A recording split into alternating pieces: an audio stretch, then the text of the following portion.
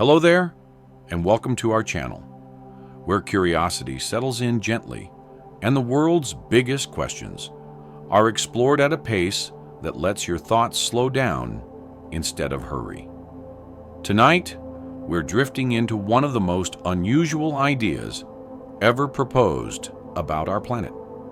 One that sits quietly at the edge of science, not dismissed outright, not embraced entirely, but floating somewhere in that strange space where imagination and evidence occasionally nod politely to each other.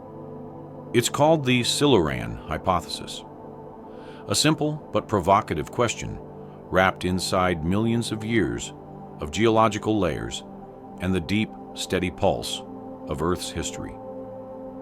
The question is this: if another industrial civilization existed long before humans, long before mammals ruled the land, long before our familiar continents and oceans settled into place, would we even be able to find it? The idea doesn't claim that such a civilization existed. Instead, it wonders whether the traces of one could survive long enough for us to notice. Because Earth is a patient recycler, a world that covers its past with new landscapes, new oceans, new forms of life, all while steadily erasing what came before. And if our planet is this thorough in cleansing its own history, then it's worth asking softly, without urgency or drama, whether we truly know everything about the past, or whether there are parts of it quietly missing, parts that no longer leave marks we can read. Before we wander too deep, I'd love to know where you're listening from tonight. Maybe you're curled up under blankets. Maybe the lights are dim. Maybe it's the end of a long day, and you're letting your mind drift into something comfortably strange. What time is it for you right now in your corner of the world? Is it late enough that the sound of the evening is soft around you, or early enough that you're easing gently out of the day's busyness? It's always a curious thing to ask, especially when we're about to explore a topic that stretches across spans of time so large our familiar clocks feel almost decorative in comparison. And if you find this slow exploration soothing or thought-provoking or simply a pleasant way to unwind, I'd be grateful if you gave this video a like or subscribed. It helps this quiet little corner of the internet float toward others who enjoy questions that don't need fast answers, only steady curiosity. The kind that doesn't demand conclusions, but welcomes possibilities. So, let's begin with a simple idea held lightly. Earth is very old. Older than civilization, older than humans, older than any stories we've ever told. It has passed through countless ages, each with its own climates, landscapes, and living things. When you think about deep time, not just thousands of years, but millions and hundreds of millions, it becomes clear that the world has reshaped itself again and again. Oceans have opened and closed. Mountain ranges have risen and worn away. Continents have collided and drifted apart. Species have appeared, flourished, and vanished. And in all that changing and reshaping, the surface of the planet has rewritten itself many times over. Humans on this time scale are very new. Agriculture is only about 10,000 years old. The oldest recognizable civilizations stretch back perhaps 6,000 years. The entire span of recorded human history fits neatly into the last thin layer of geological time. A sliver so small, it barely registers against the vastness beneath it. If all of Earth's history were a giant book, our part would be a final thin page at the very end. The Silurian Hypothesis simply asks whether another page could once have existed far earlier in the book, long before humans arrived, and whether that page might have been erased. The name Silurian originally came from a group of ancient Earth layers dating back over 400 million years. Not because the hypothesis claims there was a civilization then, but because a fictional reptile species from an old television show was once given that name. The scientist who proposed the idea borrowed it with a hint of humor. Not to suggest lizard people, but to acknowledge that the question itself, though serious, carries a certain whimsical curiosity. Not everything that sparks scientific thought has to come from solemn places.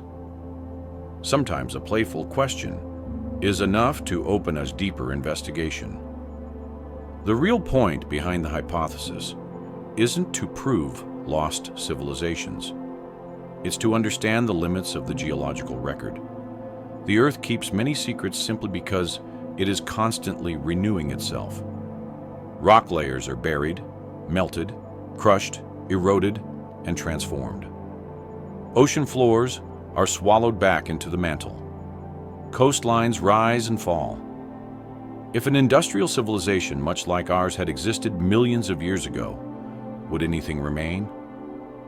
Would the evidence survive the slow churn of plate tectonics, the pressures of deep burial, the cycles of erosion, or the chemical dissolving of the world's shifting environments? Or would the signs vanish completely, leaving us with a blank section of stone that quietly hides everything that once stood there? And this leads into deeper reflections about our understanding of Earth's past.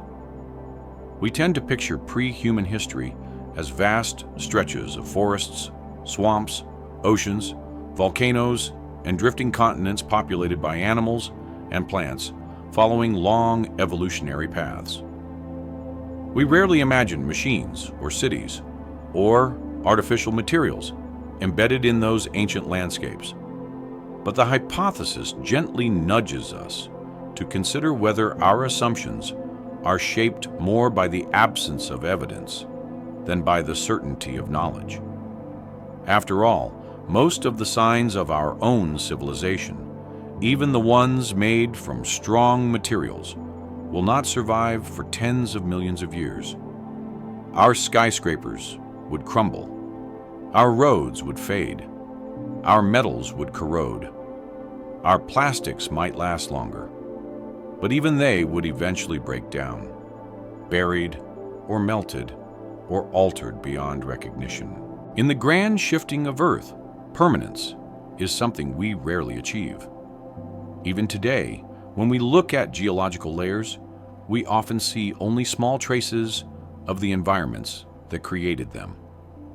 A thin seam of clay, a layer of sandstone, a band of volcanic ash. These hold stories, but only partial ones, hints rather than full accounts. It's like trying to understand a lost culture from a handful of pottery shards. You can learn something, but you can't know everything. The deeper we dig, the more the past blurs.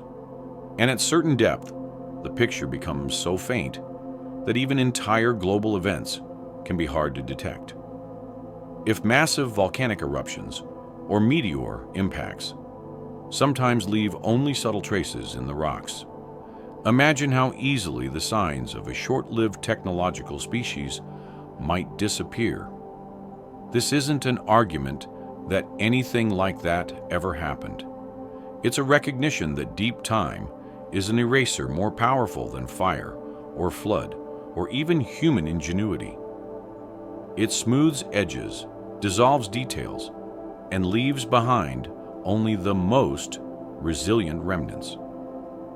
And because the planet has been cycling its surface for billions of years, with entire oceans vanishing and reappearing, entire continents rising and falling, the question of what might be missing becomes more reasonable than strange. When scientists first presented this idea, they weren't suggesting we go looking for ancient cities under dinosaur fossils. They were asking a simpler, more grounded question. Suppose humanity vanished today. imagine all our buildings, roads, tools, machines, satellites, and waste. Imagine the millions of artifacts we scatter across the land and sea. Now extend the timeline. 10,000 years pass, then 100,000, then 1,000,000, then 10 million. Ask yourself what would still be there. Not through imagination alone, but through what we know about erosion, chemical weathering, tectonic movement, sedimentation, and the slow grinding pressure within the Earth's crust. Most of the obvious structures would be gone. The tallest buildings would collapse. The remains would break down into fragments. The fragments would crumble into grains. Vegetation would take over. Coastlines would shift. Rivers would carve new channels. Beaches would rise and fall. Deserts would form and vanish. Ice sheets would advance and retreat. And after a few million years, almost everything would be lost. That's the core of the Silurian Hypothesis. It isn't a tale of hidden civilizations or lost empires. It's an examination of how fragile the evidence of industrial society truly is when measured against geological time. When we think of a few thousand years as old, a few million can feel unimaginably vast. But the Earth deals in hundreds of millions and billions. Our place on that timeline is barely a breath. This gentle inquiry leads to all sorts of reflections, not about ancient beings or mysterious technologies, but about how we interpret the past at all. Geological records feel solid when we examine them. We see layers and fossils and mineral patterns and imagine them as complete narratives. But in truth, they are samples, fragments, a scattered collection of preserved moments chosen by chance rather than intention. Most moments are not preserved. Most layers vanish. Most organic matter disappears. Most traces are wiped clean long before anyone can discover them. It's also worth noting that Earth's oldest rocks have been recycled many times. Very little of the surface we walk on today is older than a few 100 million years. And the deeper rocks, the ones that might hold stories from earlier ages, are often transformed beyond recognition. Heat and pressure change them. Minerals rearrange, structures fold and break.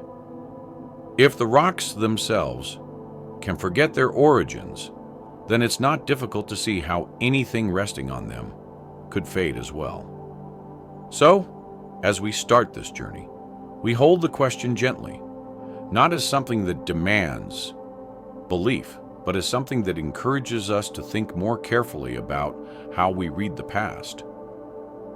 It's not about discovering proof that someone else came before us. It's about understanding what the absence of proof can and cannot tell us. About learning how little of Earth's long story we actually see, and about recognizing that the world is full of unanswered questions. Not because the answers don't exist, but because time has carried them away. When we try to imagine the world before us, our minds usually stop at familiar points.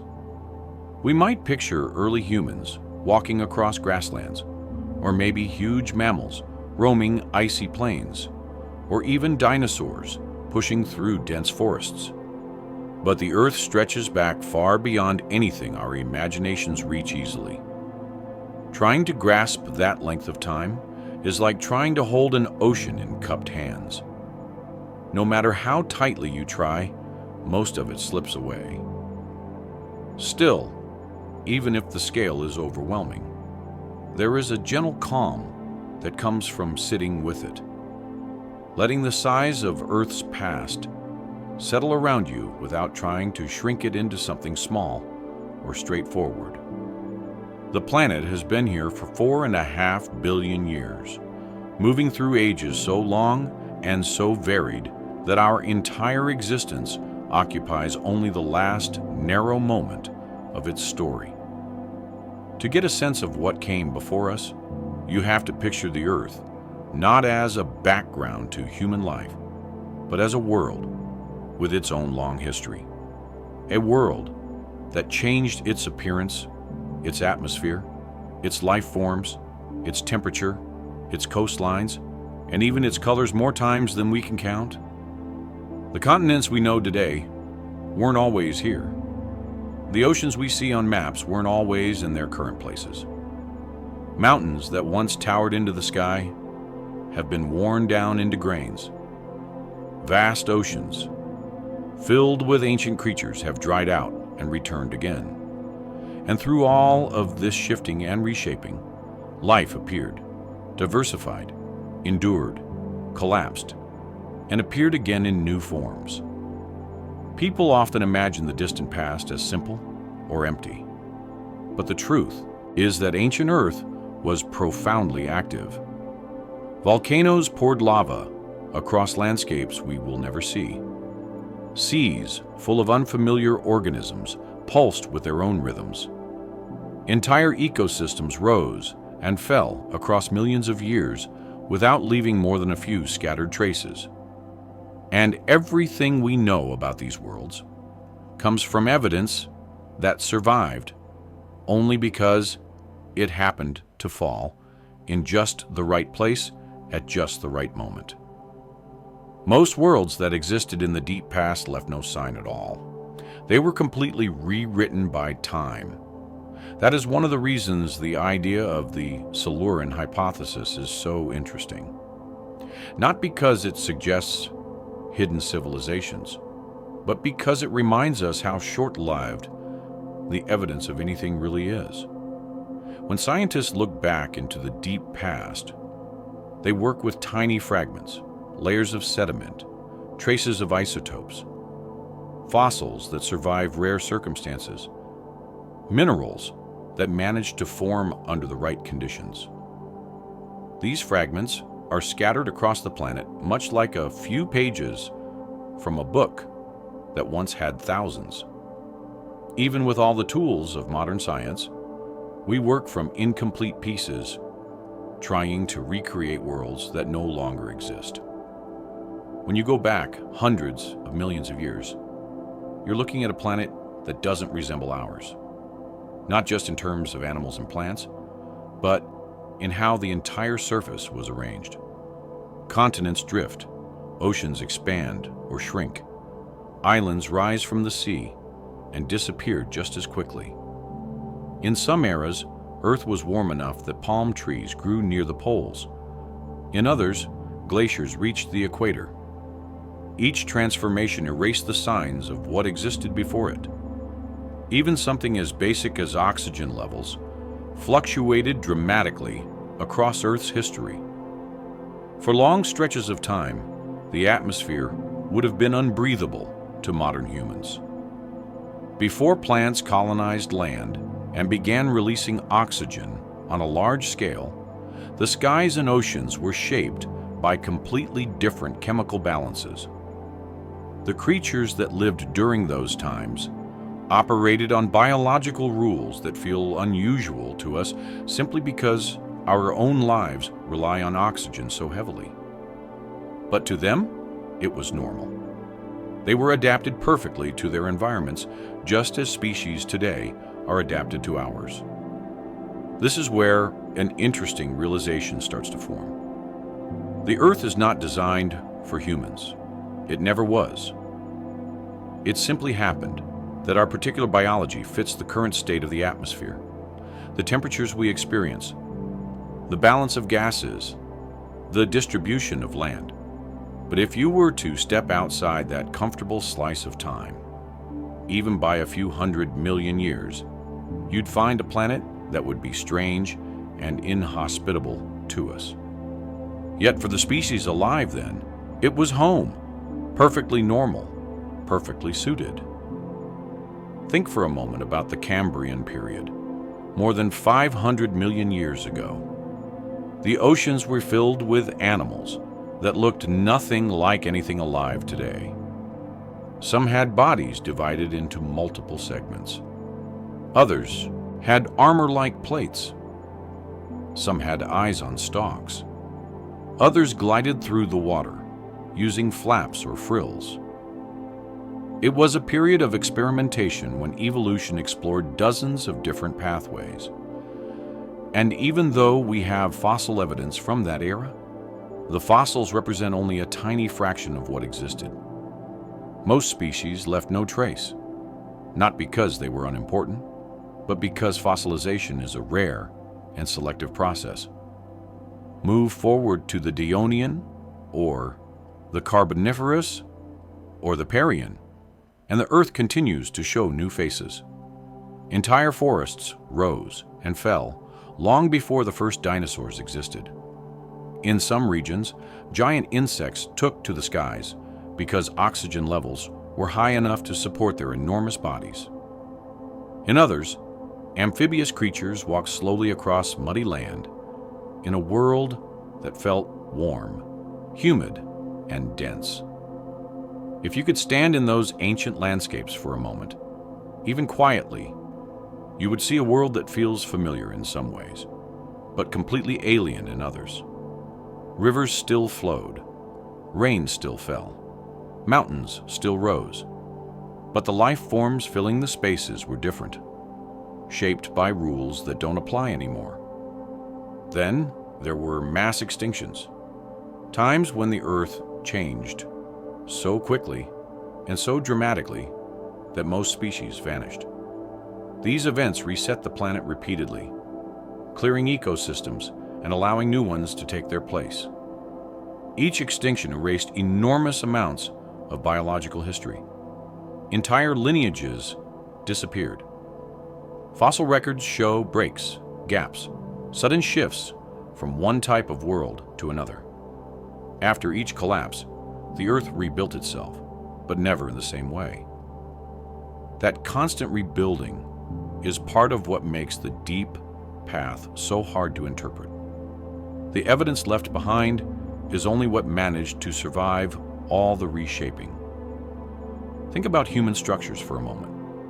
Our buildings, roads, vehicles, and tools feel solid. But compared to Earth processes, they're temporary.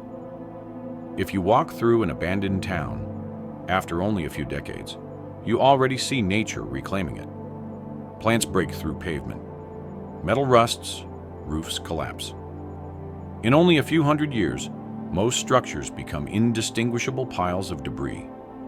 Extend that to a few thousand, and those piles blend into soil layers.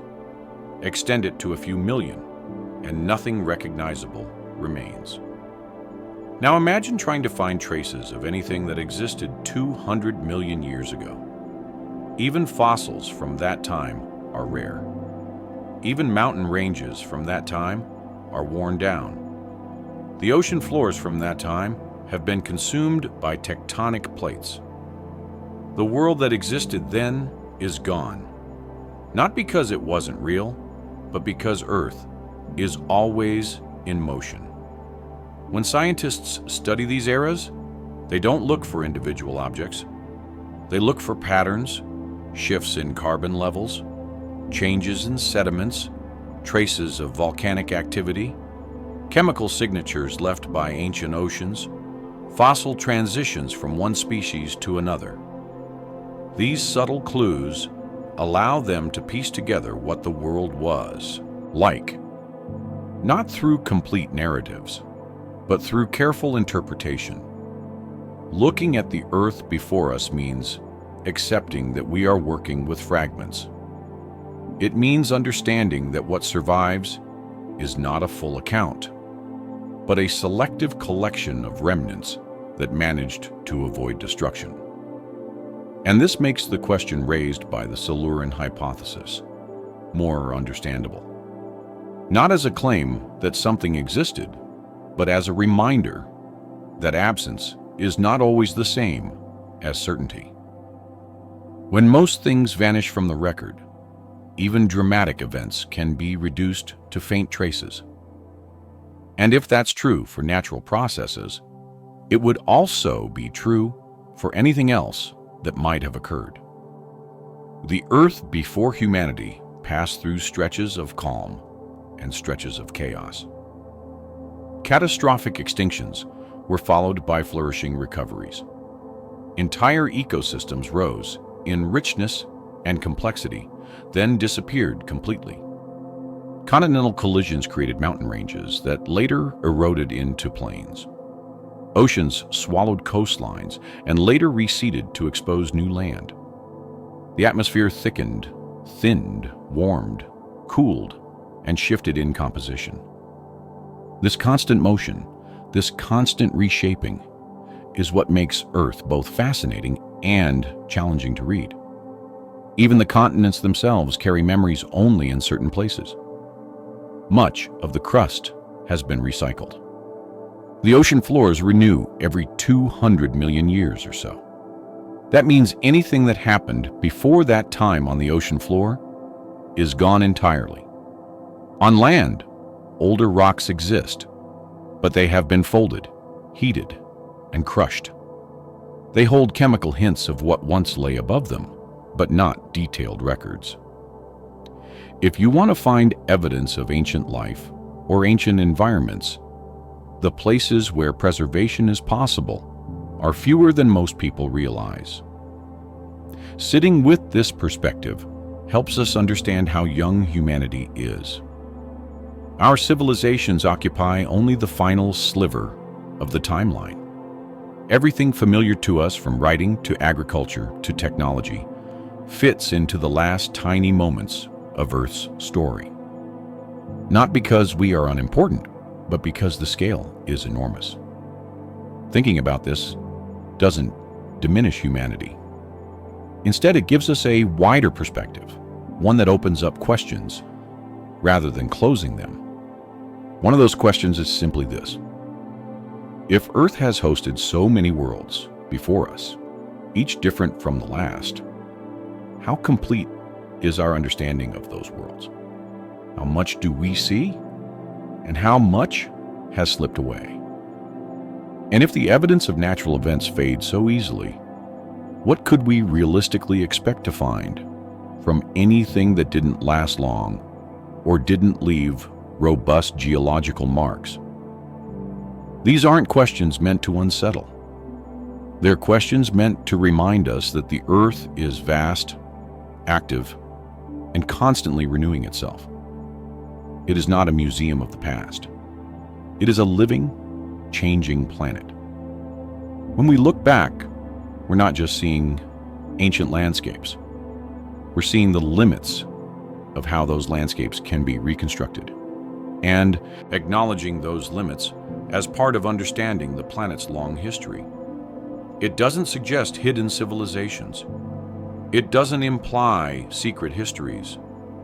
It simply points out that deep time is thorough in its ability to reshape everything.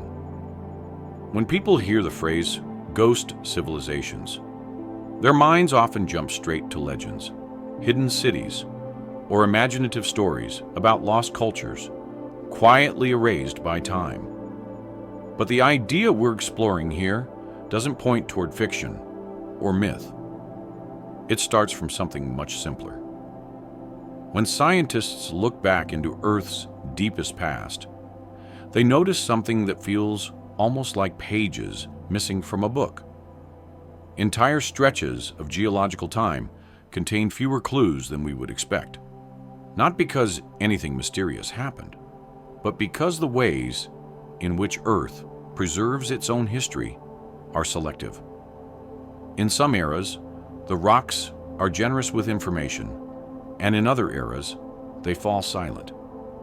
This silence is what invites the question: if the planet can erase so much naturally, if entire worlds disappear simply due to the slow shifting of continents, erosion, heat, and pressure, then how much confidence can we place in what isn't there?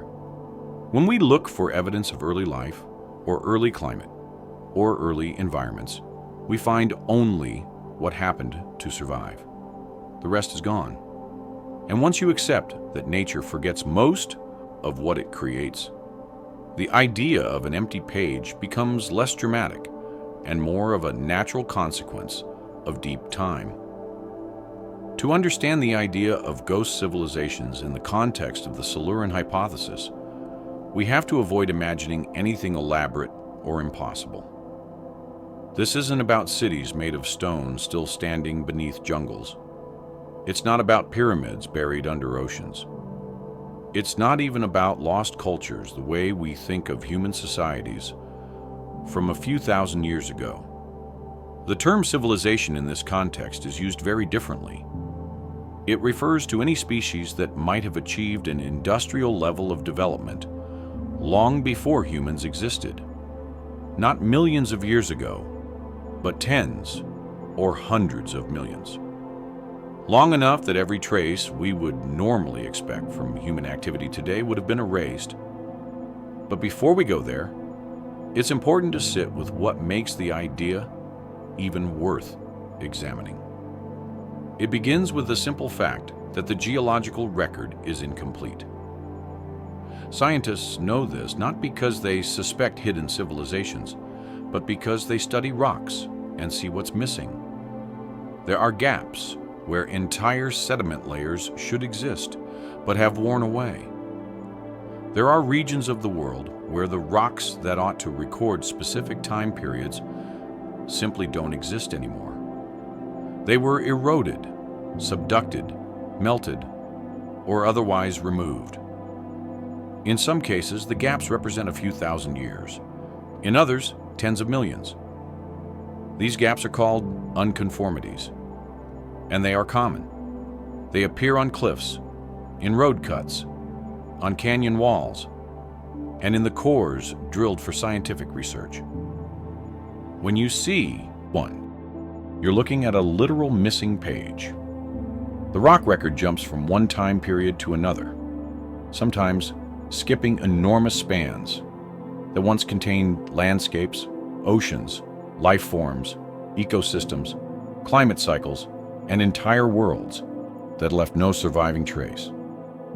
The Earth doesn't preserve its past with the intention of helping us. It preserves only what it happens to keep.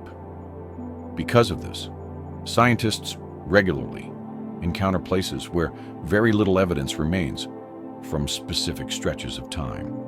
An entire 20 million year window might be captured only by a thin layer of rock. Another 100 million year period might appear as only a few scattered formations across the entire planet. And when those formations exist, they often represent limited environments. Maybe a shallow sea, maybe a volcanic plain, maybe a lake bed. They rarely show a full picture. They show one environment, fossilizing one type of organism under one set of conditions. Everything else from that era is simply gone. When you take this into account, you start to understand how difficult it would be to find evidence of anything rare, short-lived, or confined to a small geographical region. This applies to species, ecosystems, climate events, chemical changes, and certainly anything produced by a hypothetical technological species. If we have trouble finding fossils of species that dominated the world for millions of years, imagine trying to find traces of something that might have lasted only a few 100,000. Even many major mammal lineages from recent geological time are represented by very patchy fossil records. Entire types of animals appear suddenly in the rocks, not because they truly appeared overnight, but because the softer, earlier evidence didn't survive. Earth is constantly recycling itself. The oceans open and close. Mountain ranges rise and then wear away. Sediment accumulates in one place while disappearing from another. Tectonic plates carry entire continents across the globe. Volcanoes erupt and bury landscapes only for those layers to erode millions of years later. The processes never stop. Every part of the crust is in motion. Even the oldest rocks on the planet are not untouched remnants of the earliest ages.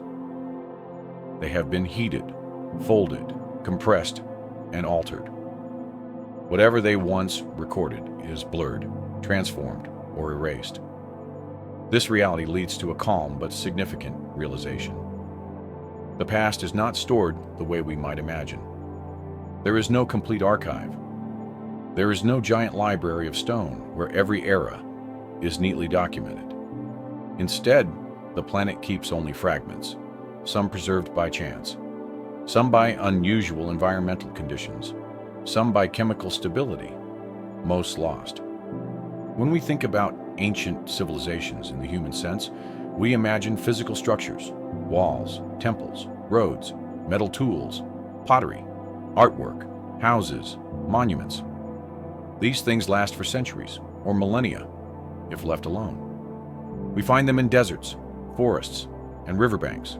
We excavate them from beneath modern cities, but scale those objects against millions of years, and they become temporary. A concrete building might crumble within a few hundred years. A steel bridge might rust away in a few thousand. Modern plastics might persist longer, but they too break down eventually into smaller fragments that disperse. If buried deeply enough, heated enough, or compressed enough, they would vanish entirely. This isn't speculation.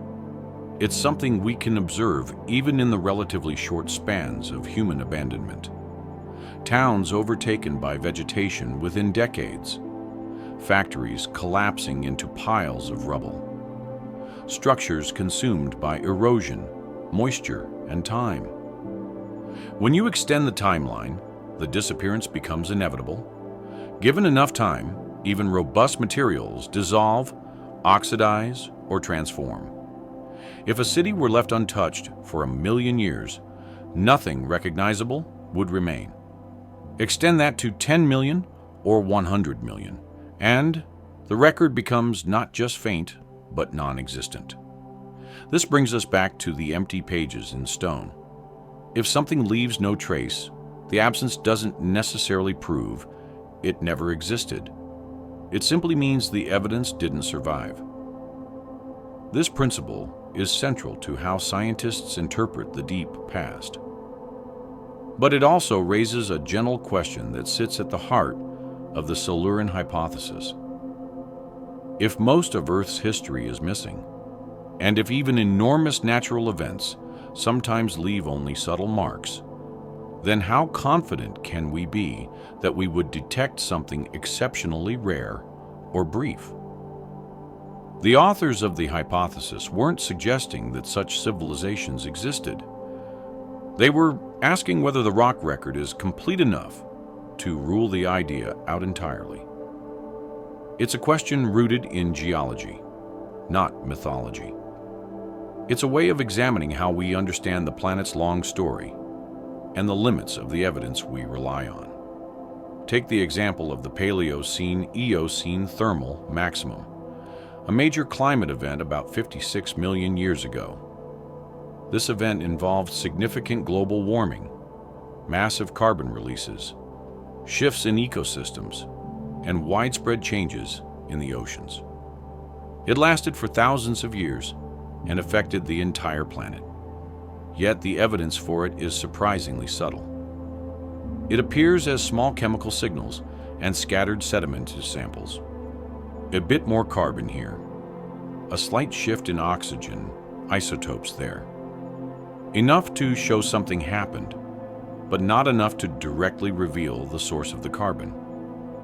Scientists have theories, but the event still holds uncertainty. If such an intense global shift leaves only faint clues, what would happen to something smaller or more localized? The deeper you look into time, the clearer the answer becomes. It would vanish.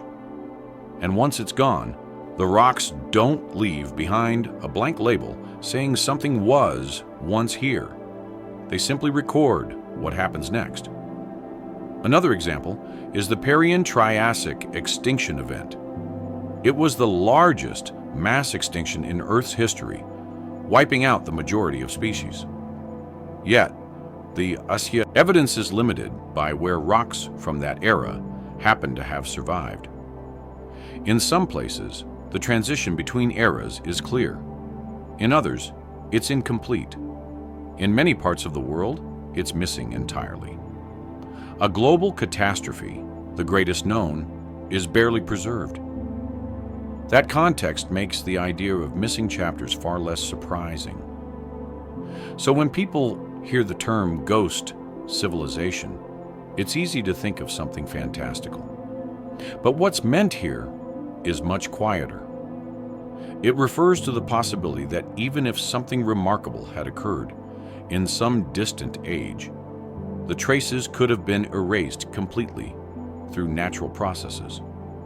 The ghost is not the civilization. It is the gap in the record where something might have existed but left nothing behind for us to examine. And that brings us to why the idea feels intriguing. It doesn't rely on speculation about who might have lived or what they might have built. It doesn't rely on storytelling. It relies on the simple observation that Earth forgets almost everything. Knowing this doesn't suggest anything unusual happened. It simply creates space for a thoughtful question about what the geological record can and cannot reveal. And thinking about it helps us reflect on how fragile our own place is, how much of what we create, despite feeling permanent to us, is temporary in the grand scale, how easily our part of the story could vanish and leave no signs for whatever comes after us. As we keep moving forward into this exploration, the idea of missing pages becomes more than a curiosity. It becomes a way of understanding how we read the planet, how we interpret the faint signals it preserves, and how much remains unknown simply because Earth is always changing. When you look at a timeline of Earth's history printed on a page, it seems neat, almost organized. The dates progress in a straight line. The eras line up one after another, and each event fits into a tidy label. But if you try to imagine the real thing, the actual process of reading time from rocks buried deep in the ground, the simplicity disappears. Geological time is not laid out like a timeline or a calendar. It's layered, broken, shifted, scattered, folded, erased, rewritten, and in many places simply missing. Understanding it is less like reading, and more like assembling a puzzle when most of the pieces are gone. A few pieces belong to other puzzles entirely, and the ones you do have are cracked or stained by millions of years of pressure. This puzzle is what geologists work with every day. And when scientists discuss the Silurian Hypothesis, they aren't leaning on speculation. They are acknowledging that the puzzle itself has gaps so large that we sometimes forget how incomplete the picture truly is. The rocks record something, but rarely everything. They capture moments instead of whole stories. They give us impressions, hints, fragments, and from those fragments, we build our understanding of ancient Earth. To get a sense of why this matters, consider how the rock cycle works. Every piece of crust on Earth, whether exposed on a mountainside, buried beneath a valley, or hidden deep under the ocean, is part of a constant, slow transformation. Sedimentary rocks form from layers of particles deposited by water, wind, or ice. Igneous rocks form from cooled magma. Metamorphic rocks form when heat and pressure reshape existing rocks into something new. Each type can turn into another under the right conditions. It's a slow but relentless process, and over millions of years, it destroys far more information than it preserves. Imagine a sedimentary layer forming at the bottom of a quiet, ancient sea. It collects fine particles, maybe shells, maybe microscopic organisms. Over thousands of years, it thickens, Over millions, it becomes rock. But then the sea drains away. The land rises. New layers form on top. Then tectonic plates shift. The once flat layers tilt sideways. Pressure increases. The rocks fold, crack, or break. Some layers are uplifted above ground and erode. Others are buried deeper. If the pressure becomes intense enough, those sedimentary rocks metamorphose, losing fossils and structures as they transform. If they sink far enough, they melt and become magma, ready to emerge later as new igneous rocks somewhere else. In the end, that calm seabed from millions of years ago becomes something entirely different. It may leave no visible sign of what it once recorded. And this is only one small part of the puzzle. The Earth repeats these processes everywhere, all the time. Layers form, layers vanish, and new layers take their place. So when scientists find a piece of rock that preserves a particular moment from the past, it's not because the planet tried to save it. It's because that piece happened not to be crushed, melted, or scraped away. It is a survivor of chance. Now imagine trying to interpret the whole history of Earth from these survivors. That is the challenge of geological time. We read whatever pieces remain and try to fill the gaps without assuming too much. Some errors are rich with data. Others have almost nothing. The richness or emptiness rarely reflects what actually happened at the time. It reflects what managed to stay intact. This is why the puzzle analogy works. You rarely know how many pieces are missing. You rarely know what the full picture looked like. And sometimes you don't even know whether the pieces you have represent the most important events or only random moments that happen to fossilize. Well, take the pre-Cambrian, which accounts for roughly 88% of Earth's history. Nearly all of it is poorly preserved. Only certain rocks remain, most of which have undergone multiple phases of heating and deformation. It's like trying to reconstruct someone's life story from a few faded photographs taken decades apart. In some cases, vast stretches of time appear in rocks only through chemical traces locked in minerals. The events themselves have been erased. Even more recent eras show similar problems. The early Cretaceous period, which supported an enormous diversity of dinosaurs, is recorded unevenly across the globe. Some regions have detailed fossils from the time. Others have none. Whole continents lack rock layers from certain spans of millions of years. Those gaps are not intentional. They simply reflect where sediments were deposited, where erosion was heavy, and where tectonic activity erased the record. This unevenness leads to a quiet but important realization. When we say we have no evidence something existed, we usually mean nothing survived for us to find. But that is not the same thing as saying nothing existed. It is simply an acknowledgement of the puzzle's empty spaces. Understanding the puzzle buried in geological time involves looking not only at what the rocks show, but at what they cannot show. For example, consider ocean floors. The entire crust beneath the world's oceans is replaced roughly every 200 million years. It forms at mid-ocean ridges, spreads outward, and is eventually dragged back into the mantle at subduction zones. That means any record older than 200 million years that existed on an ancient ocean floor is gone. Not eroded, not buried, gone completely, melted, and recycled into new rock. If something significant happened on the seafloor 300 million years ago, there would be no direct evidence left. If something happened 1 billion years ago, the situation is the same. Most of Earth's surface has been renewed multiple times, Only certain continental regions contain rocks older than 200 million years, and even those rocks have changed. Picture how this affects our ability to reconstruct ancient history. Imagine a hypothetical species that lived near coastlines, or on islands, or in low-lying areas, as humans do today. Most of those environments sit on oceanic crust, or in places prone to flooding or erosion. If that species disappeared millions of years ago, the evidence of its activity would almost certainly vanish.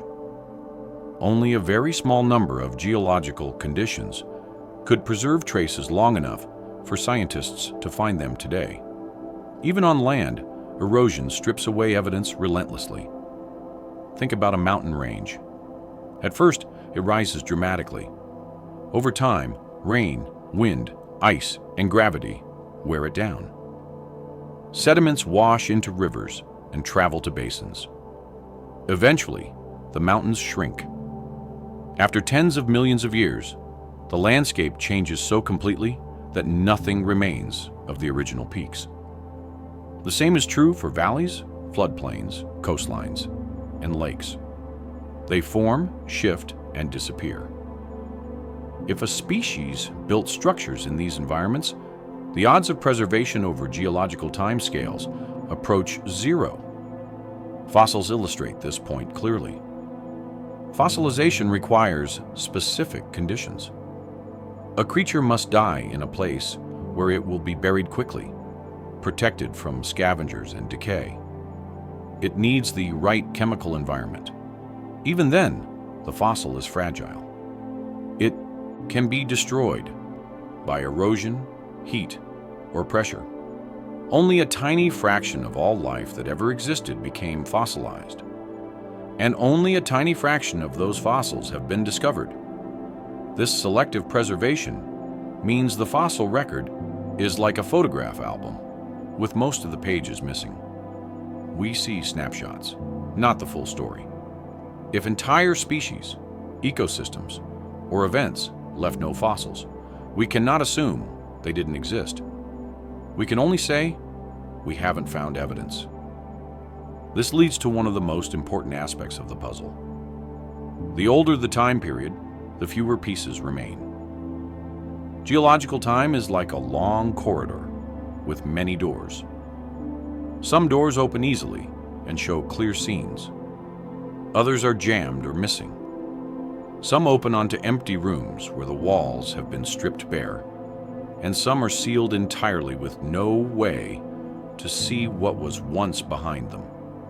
Scientists rely on chemical signatures, isotope ratios, mineral patterns, and sediment analysis to piece together what they can. But even these tools have limits. For example, a major climate shift might leave a recognizable chemical signal, but the cause of the shift might not. A large volcanic eruption might leave ash layers, but erosion might remove them later. A massive impact might leave microscopic traces, or those traces might dissolve over time. And an industrial civilization, if it were small or short-lived, might leave signals too faint to distinguish from natural variations. That is not an argument that such civilizations existed. It is simply a recognition that the geological record is not all-seeing. It captures some moments with clarity and misses others entirely. And because the Earth continuously changes, we should not assume that we are looking at a complete record. Another important piece of the puzzle is how rocks are exposed. Even if a layer survives underground, it remains hidden unless erosion or uplift brings it to the surface. Much of Earth's crust is locked beneath soil, vegetation, water, or younger rock. Scientists can only study the layers they can reach, and those layers represent only a fraction of the total record. Consider that more than 70% of Earth is covered by oceans today. Much of the remaining land is covered by forests, grasslands, deserts, glaciers, or cities. The areas geologists can access are limited. Even when they drill into the ground, they sample only narrow sections. They can't extract continuous cores from every region. As a result, the puzzle will always be incomplete. This incompleteness is part of why the Silurian Hypothesis is scientifically valuable, even if its conclusions are not dramatic. It encourages experts to think carefully about what the record does and does not show. It pushes them to consider the possibility of blind spots. It highlights how easy it is to mistake absence for certainty. And it reminds us that deep time is too vast for humans to imagine clearly. When you picture the last 100 million years, the scale feels enormous. But in geological terms, that span is only one part of Earth's long story. Dinosaurs dominated the land for more than 160 million years. Trilobites lasted for nearly 300 million. If an industrial civilization had existed for even 1,000,000 years, a much longer time than humanity's current industrial period, it would still be a brief moment compared to those long eras. And even those long eras left uneven and incomplete fossil records. Now imagine trying to find evidence of a brief industrial period in rocks hundreds of millions of years old. The fragments we rely on today might not survive long enough. The chemical traces might be indistinguishable from natural cycles. The sediment layers might not form in the right conditions. And tectonic activity might recycle the crucial layers before they can be preserved. Thinking about the puzzle in this way doesn't imply that hidden civilizations are waiting to be discovered. It simply emphasizes how intricate and selective Earth's preservation processes are. And understanding those processes gives us a more grounded sense of why empty pages appear in the geological record and why we must read each piece cautiously. It's surprising how little of our world would endure if time were allowed to move forward without interruption. Not surprising in the sense of being shocking or dramatic, but surprising in a quiet, practical way. We tend to think of human structures as solid. Bridges feel heavy. Skyscrapers seem permanent. Highways stretch so far across landscapes that they give the impression of stability. Yet when you place these things against a backdrop of 1,000,000 years, their resilience becomes far less certain. Time, especially deep geological time, doesn't just wear things down, it replaces them. To understand what evidence truly survives, the first step is letting go of the idea that durability is measured by human standards. The things we build are impressive to us because they last longer than our lifespans. A building that remains standing for 2 centuries feels ancient. A monument that endures for 1,000 years feels almost eternal. But to the Earth, 1,000 years is a blink. 1,000,000 years is a slow breath. Anything designed on human time scales is temporary by default. Take concrete, for instance. It's often thought of as one of the strongest materials we use. Roads, dams, tunnels, and skyscrapers rely on it.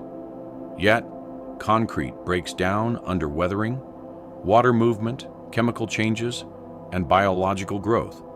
The reinforcing steel inside it rusts. Cracks spread, pieces fall. Within tens of thousands of years, exposed concrete turns into crumbs. Within a 100,000, even the buried sections degrade, particularly if groundwater shift or temperatures fluctuate. In 1,000,000 years, the original shape and purpose would be almost impossible to detect. It wouldn't resemble a structure. It would resemble a patch of rock fragments. Metal core rods even faster. Steel, iron, and aluminum react naturally with oxygen and water. Even stainless steel slowly loses its integrity. A few thousand years is enough for most metal artifacts to become unrecognizable. A few 100,000 years will erase them entirely.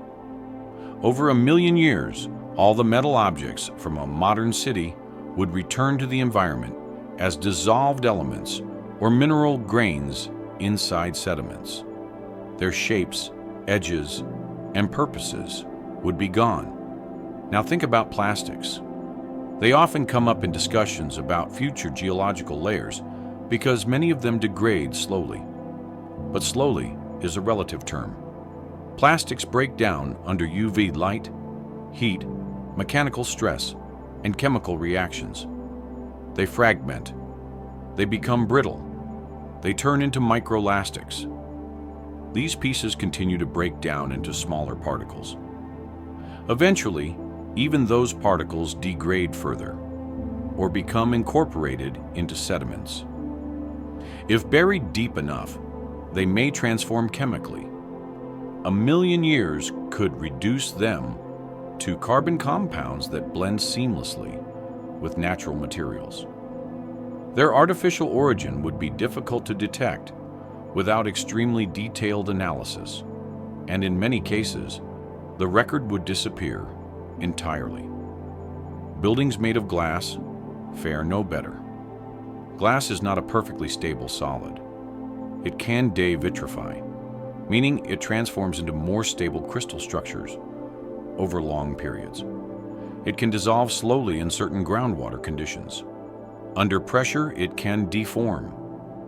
And once a building collapses and the glass is exposed to physical stress, the fragments merge with the surrounding environment. After 1,000,000 years, even large quantities of glass might not leave recognizable traces. Even our most iconic structures, skyscrapers, dams, bridges, tunnels, monuments, would not remain in any form we would identify. Erosion would wear them away layer by layer.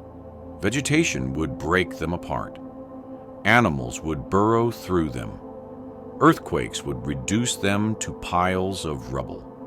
Floods and landslides would cover them. Water flow would transport the debris, and eventually sediments would bury everything, placing the remains into a geological context where pressure, temperature, and chemical reactions alter them beyond recognition. If all of this is true for the strongest and largest objects we create, it naturally extends to smaller items. Books, fabrics, electronics, furniture, pavements, vehicles, and tools. All of them vanish much faster. Their materials disintegrate quickly. Their shapes do not survive. Their functions cannot be guessed from the fragments that remain. On human timescales, objects feel lasting. On geological timescales, they disappear soon after they form. This raises the question that scientists ask when discussing the Silurian Hypothesis. If our current civilization ended suddenly, and the planet continued on as normal for 1,000,000 years, what evidence would remain? What would a future species, if one ever evolved, be able to find? Not the objects themselves, but the deeper signals. One of those signals is chemical. Our industrial society releases unusual compounds into the environment. These include plastics, synthetic chemicals, industrial byproducts, and certain isotopes. Some of these compounds could, in theory, become trapped in sediment layers. But the reliability of that trapping depends heavily on where they land. Sediment accumulates at different rates depending on the environment. In some places, a thick layer might form over a short period. In others, no sediment accumulates at all. If materials settle in one of the many environments where erosion dominates, like slopes, coastal regions, riverbanks, or mountain edges, they would be wiped away before burial can occur. Even in stable depositional environments like deep ocean basins, the formation of future rock layers is uncertain. The ocean floor constantly changes. Sediments that settle there may eventually be carried to subduction zones and pulled back into the mantle. The chemicals within them would melt and mix with the Earth's interior. Any sign of human industry would vanish at that stage. Another signal is alterations to carbon cycles. Burning fossil fuels releases carbon into the atmosphere, changing carbon isotope ratios. These shifts do appear in sediments today, but they can resemble natural climate events from Earth's past. Without knowledge of modern human activity, distinguishing the cause of a particular isotope change becomes challenging. A future geologist might interpret the shift as a volcanic event or a natural methane release unless very specific markers were present nearby. And even those markers could be destroyed by tectonic activity, erosion, or metamorphism long before they are discovered. Radioactive materials offer another possible signature, especially the isotopes produced by nuclear reactors and weapons. Some of these isotopes have long half-lives, but even they decay or disperse over time. After 1 million years, many of the isotopes that seem striking to us today would be faint or gone. Only a few, such as plutonium-244, might remain detectable, yet their presence could still be interpreted as natural because certain isotopes can form through rare astrophysical events that occur occasionally throughout Earth's history. Without context, even unusual isotopes do not prove the existence of a technological civilization. They only show that something altered the environment in a specific way. So when scientists ask what evidence survives 1 million years, the answer is subtle. Very little remains that is unmistakably artificial. Most materials transform, scatter, or dissolve. Most signals blend into natural patterns. Most structures vanish, and the things that do survive require extraordinary conditions. Burial in an anoxic environment, for example, can preserve organic molecules for extended periods. But those environments are rare. Rapid sedimentation helps, too, as it protects items from biological degradation. Yet, rapid sedimentation tends to occur in specific regions that shift over time. Even then, pressure and heat over millions of years gradually alter what's buried. It's also important to consider the rarity of finding any particular geological signal.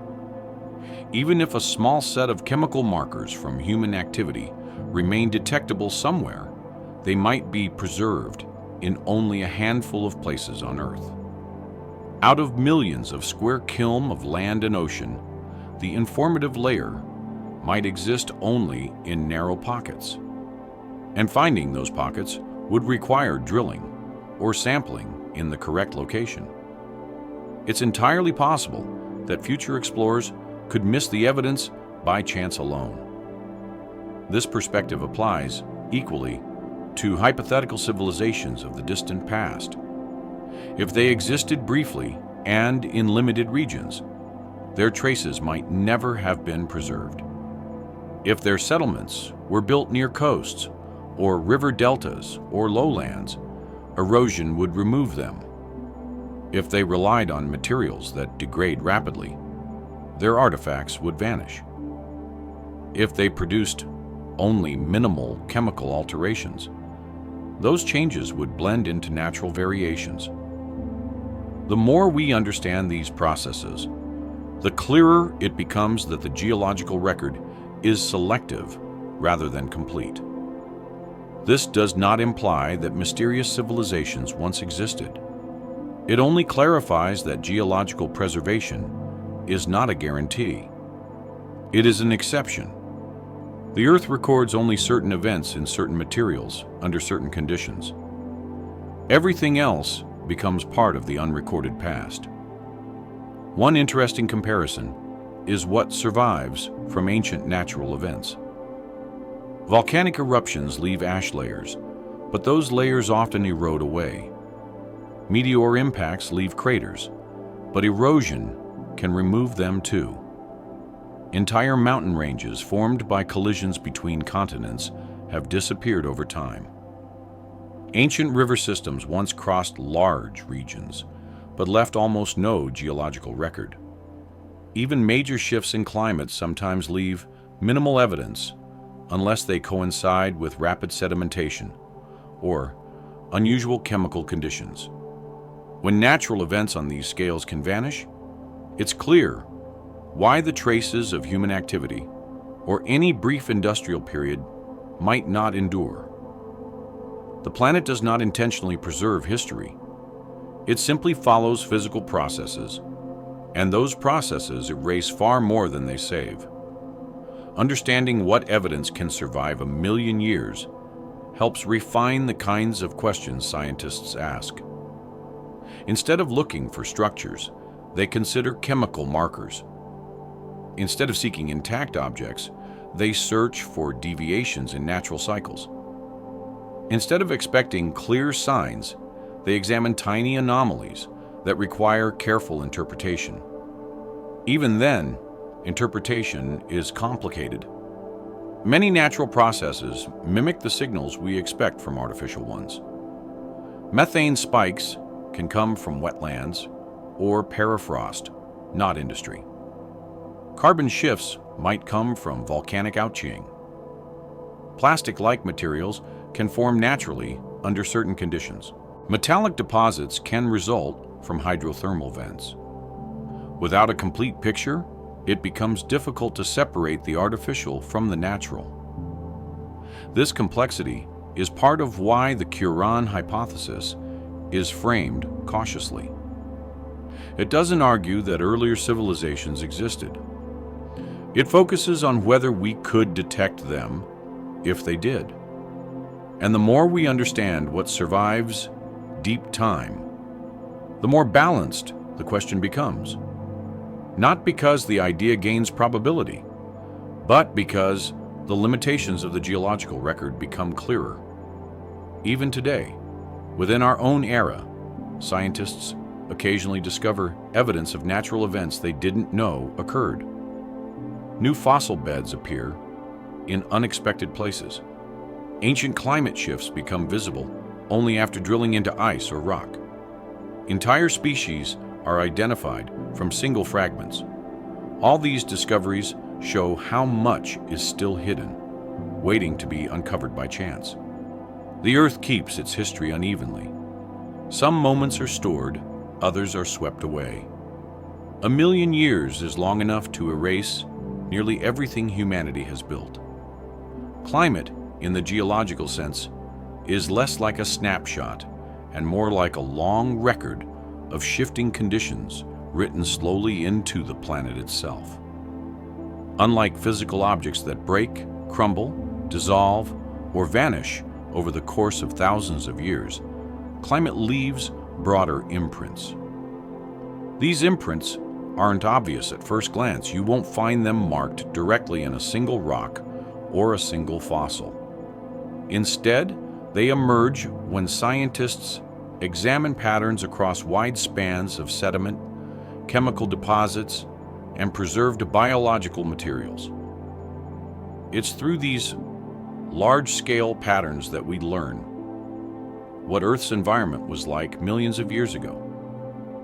Trying to read those patterns is a bit like studying the faint residue left behind after an event rather than the event itself.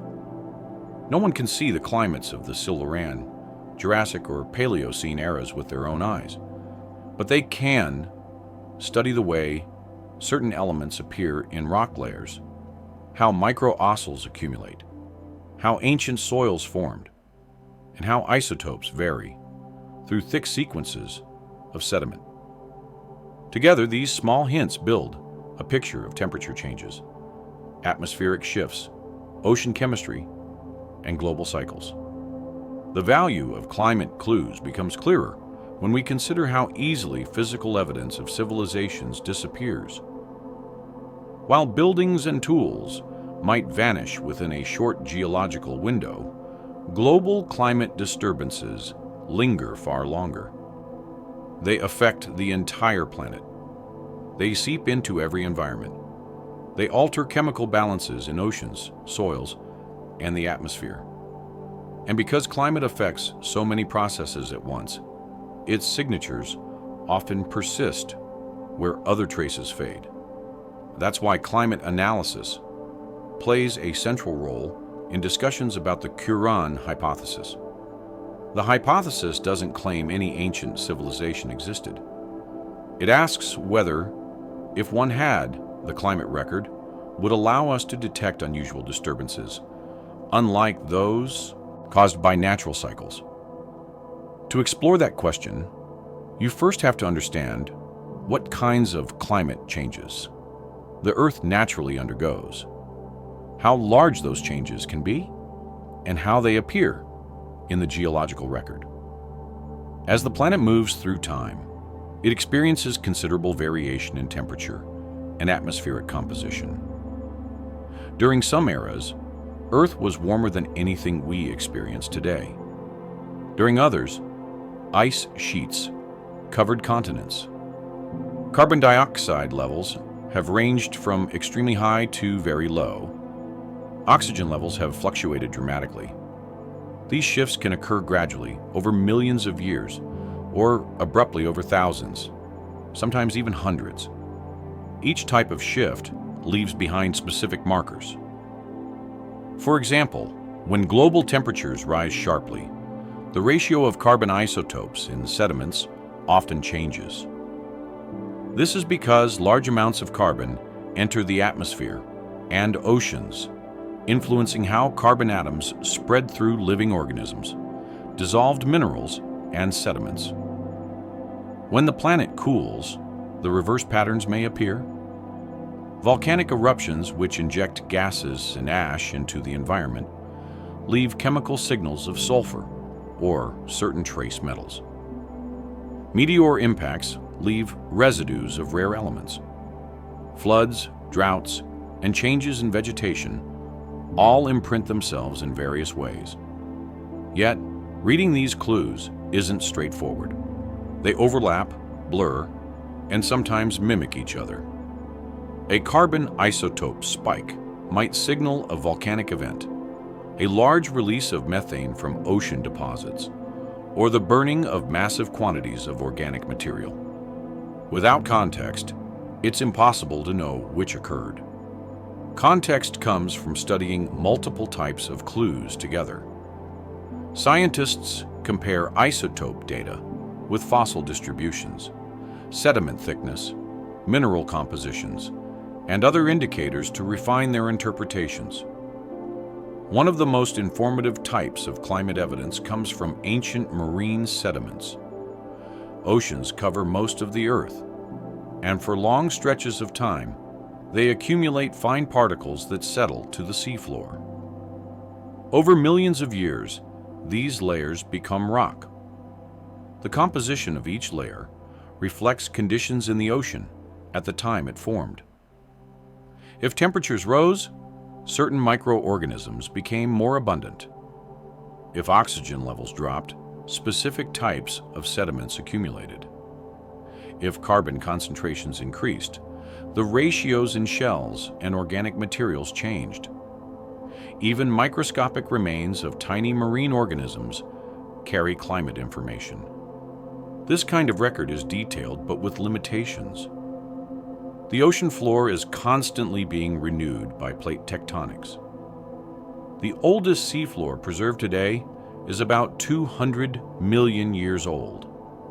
Anything older has been subducted and recycled. That means much of Earth's climate history, especially from its earlier eras, is missing from the seafloor record. Only sediments that accumulated on continental shelves and inland seas have a chance of surviving longer. Those areas offer windows into older climates, but they don't capture a full global picture. Even with these gaps, scientists have managed to reconstruct major climate events, including abrupt warming periods, rapid cooling events, glaciation cycles, ocean anoxia episodes, and mass extinction triggers.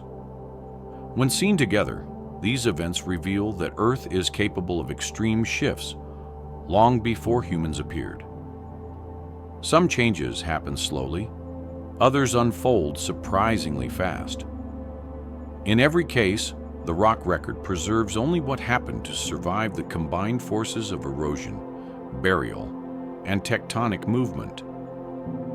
When considering the possibility of a civilization influencing climate in the deep past, the key question becomes whether any artificial signal would be distinguishable from natural variations. Modern human activity, for example, leaves several distinct environmental fingerprints. The rapid release of carbon from fossil fuels alters carbon isotope ratios. Synthetic chemicals enter the environment and accumulate in certain areas. Plastics travel through oceans and sediments. Radioactive materials appear in measurable quantities. Agricultural practices modify soils. Even nitrogen cycles shift due to fertilizer use. Some of these signals are subtle, some are widespread. Some might persist for a very long time, under the right conditions. But the critical issue is not whether humans leave traces today. It is whether those traces would remain recognizable after 1,000,000 years or longer. If a future species examined sediments from the modern era, what would they see? Carbon isotope changes might still be detectable, but carbon cycles have shifted many times throughout Earth's history. Volcanic events, methane releases, asteroid impacts, and natural climate transitions can all produce similar patterns. Without additional evidence, a future geologist might not interpret such a shift as artificial. Synthetic chemicals are less common in nature, but many degrade over time. Some might become trapped in deeply buried sediments. Others would decompose. Even if some survived, they would be present only in specific environments. If the sediment containing them eroded, the evidence would vanish. If it became metamorphosed by heat and pressure, the chemical signatures would change. Radioactive isotopes pose another challenge. They decay at known rates, and some would still exist in trace amounts after 1,000,000 years. However, natural processes also produce radioactive isotopes. The Earth contains uranium, thorium, and potassium, each of which undergoes radioactive decay.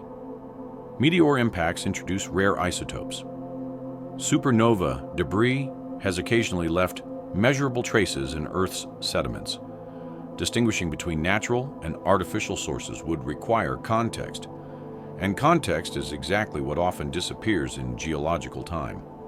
Other markers, such as artificial metal concentrations, might seem more robust. Industrial activity redistributes metals like lead, copper, chromium, and nickel. These metals can appear in sediments where natural concentrations would normally be lower. But geological processes also move metals. Hydrothermal vents, volcanic eruptions, groundwater flows, and weathering can all alter metal distributions. Over millions of years, metals migrate, disperse, and reform in new minerals. Their original patterns may not survive in a recognizable way. This uncertainty highlights why climate records are both valuable and limited when searching for unusual events. On a broad scale, the climate record reveals major transitions. It shows when Earth warmed significantly, when oceans lost oxygen, when carbon levels rose sharply, and when plant and animal life changed. These transitions provide a framework for understanding how the planet responds to different forces. But they don't always reveal the exact cause of each change. For example, the Paleocene Eocene thermal maximum left a strong signal far in the geological record. Carbon isotope ratios shifted rapidly. Temperatures increased. Ocean chemistry changed. Ecosystems transformed. But the precise trigger behind this event remains debated. Some suggest volcanic activity. Others point to methane release. Some propose orbital variations. There is no way to know with certainty because the specific evidence of the cause did not survive. This illustrates a key point. Even dramatic global events leave behind records that require careful interpretation. And sometimes that interpretation remains uncertain, even with many clues available. A smaller, shorter, or less widespread disturbance would be even harder to detect. If an industrial civilization existed in a limited region or produced modest environmental impacts, the record might not preserve anything beyond traces that look natural. Some researchers studying the Silurian Hypothesis emphasized that any hypothetical civilization would have to be global and long-lasting to leave an unmistakable signature. Localized activity wouldn't be enough. Even a sizable population using industrial tools would likely leave only faint chemical disturbances unless they altered the planet's carbon cycles or produced large quantities of artificial compounds. And even then, the resulting markers could blend into natural patterns. Part of the challenge lies in how sediments accumulate. A thin layer recording a few thousand years might be all that remains of a long period of time. In some places, an entire million-year stretch might be preserved as only a few centimeters of rock. If that layer underwent erosion or metamorphism, it would vanish. Meanwhile, other regions might accumulate thick layers that do not capture changes occurring elsewhere. Climate events often vary in intensity by region, and a global disturbance might look minor if the preserved section happens to come from a place that was unaffected. This uneven recording means that to read the ancient climate for clues, scientists must compare wide ranges of samples from many locations. They have to compensate for what is missing and interpret what is present with care. The record is full of interruptions. Gaps can last hundreds of thousands or millions of years. Between two preserved layers, an entire climate event might have occurred and disappeared without leaving a trace. Thinking about all of this helps explain why the climate record cannot provide certainty about hypothetical ancient civilizations. It isn't because scientists lack tools. It's because the Earth doesn't hold on to everything. Climate shifts are one of the most persistent indicators we have. Yet, even they blur over long time scales. We can see patterns, but patterns alone don't reveal the cause with perfect clarity. Still, the climate record remains one of the strongest tools for studying Earth's ancient past. It shows us how dynamic the planet is. It reveals cycles of warming and cooling that occurred without any influence from intelligent life. It helps us understand how ecosystems respond to stress, and it occasionally offers hints of unexpected transitions that challenge our assumptions. These transitions invite questions without framing them as conclusions. They encourage scientists to look deeper, compare more data, refine models, and approach the past with humility. The climate record doesn't tell us everything, but it tells us enough to know that Earth has undergone enormous changes with or without help from any species. Some parts of Earth's history appear quiet, not because nothing happened, but because almost nothing was preserved. This quietness is what many scientists call fossil silence. The long stretches of time where life certainly existed, yet left behind barely any record. When people imagine fossils, they often picture full skeletons displayed in museums or neatly preserved shells in rock layers. But these iconic examples are unusual. Fossilization depends on circumstances so specific that the vast majority of organisms never enter the record at all. For every fossil a scientist uncovers, countless life forms once lived and vanished, without leaving the slightest trace. This silence is important when thinking about deep time. It reminds us that even major evolutionary developments can appear only faintly in the rocks. The idea of a complete fossil timeline is comforting because it gives the impression that we can trace life step by step. In reality, the record is made up of widely spaced snapshots, separated by enormous intervals, where entire species, ecosystems, and environmental transitions have no physical representation. If you start with the basics, fossilization is far from a guaranteed process. An organism must die in a location that promotes preservation. Most environments are not suitable. A creature dying on a forest floor is usually consumed by scavengers and decomposers. Soft tissues disappear quickly. Bones break or scatter. Weather damages whatever remains. Even in open plains, deserts, or mountains, the conditions rarely support fossil formation. For fossilization to begin, rapid burial is essential. Sediments need to cover the body before it decomposes fully. That happens most often underwater in lakes, rivers, or shallow seas where sediment accumulates steadily. Even then, the chemistry of the water and the type of sedimentous matter. Some environments preserve shells well, but dissolve bones. Others preserve impressions, but not hard parts. Because these conditions are rare, the fossil record naturally excludes most of what lived. Soft-bodied creatures almost never fossilize unless they settle into environments with low oxygen and fine sediments.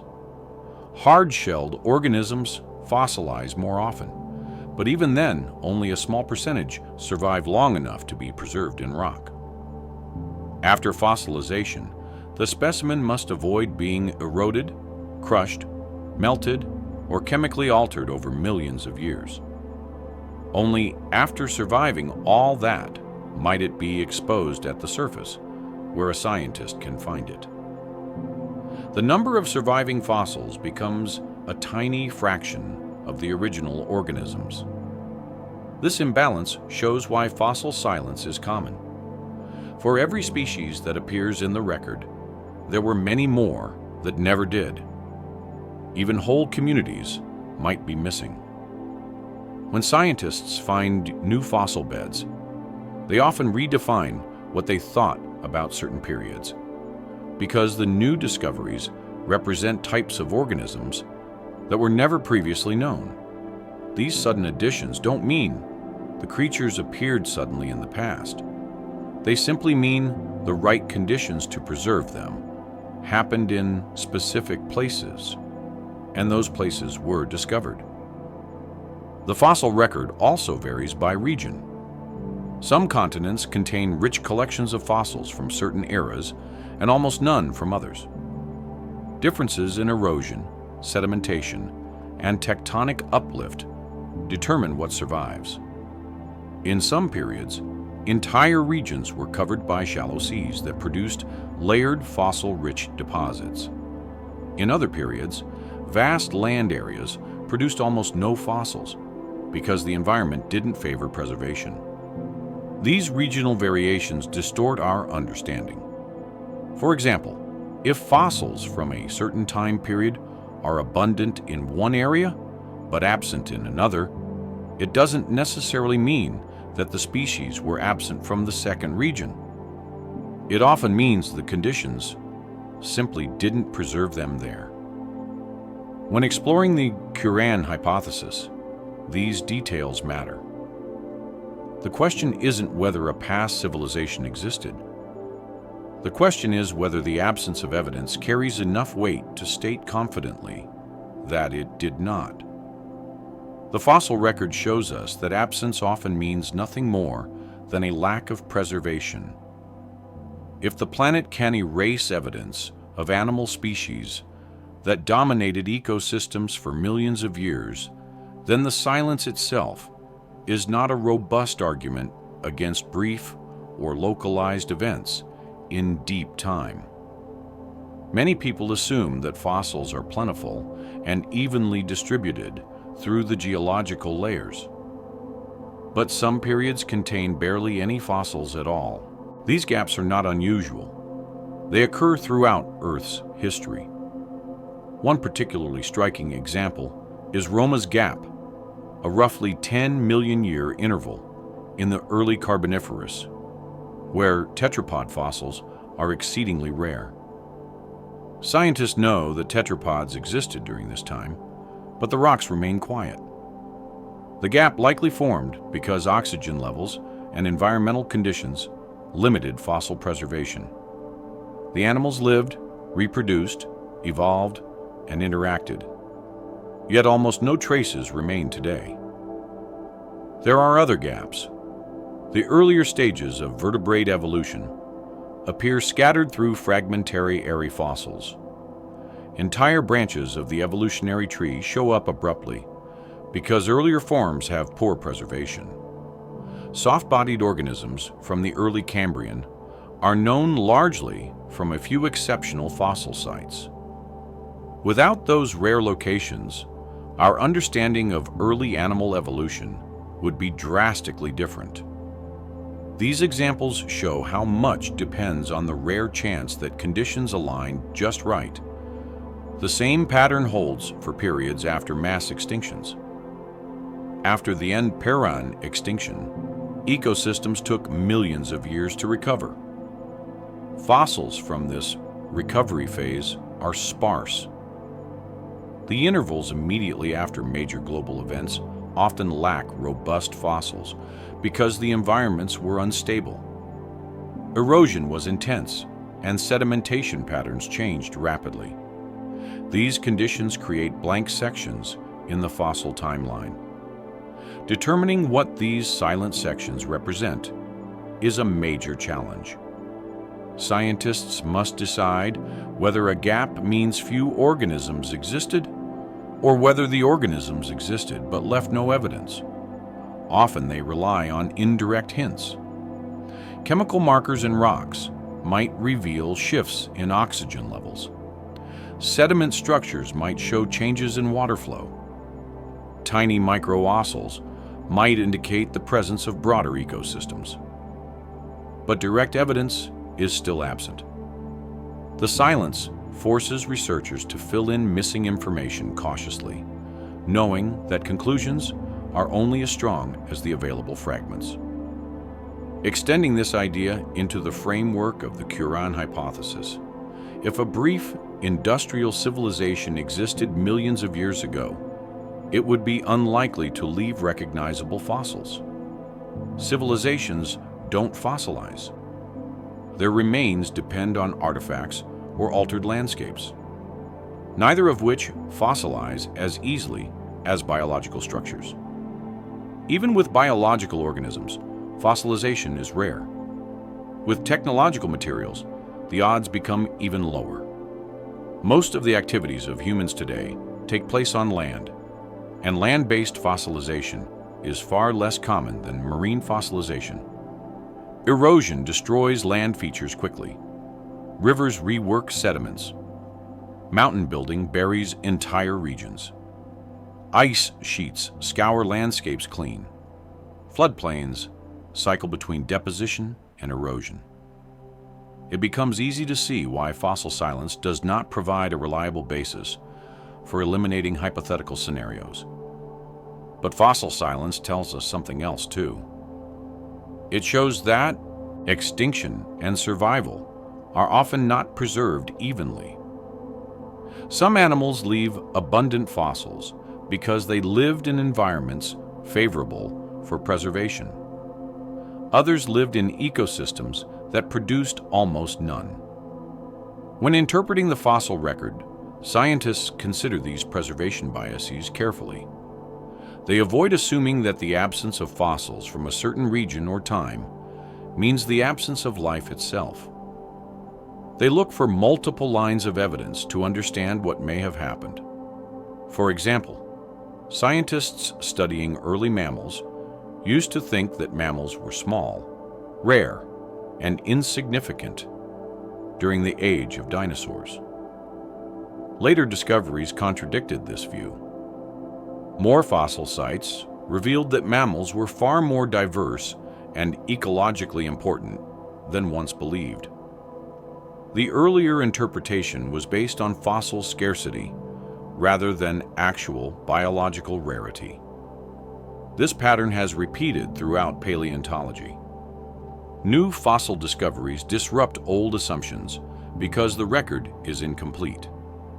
When you apply this understanding to deeper geological layers, the uncertainties grow.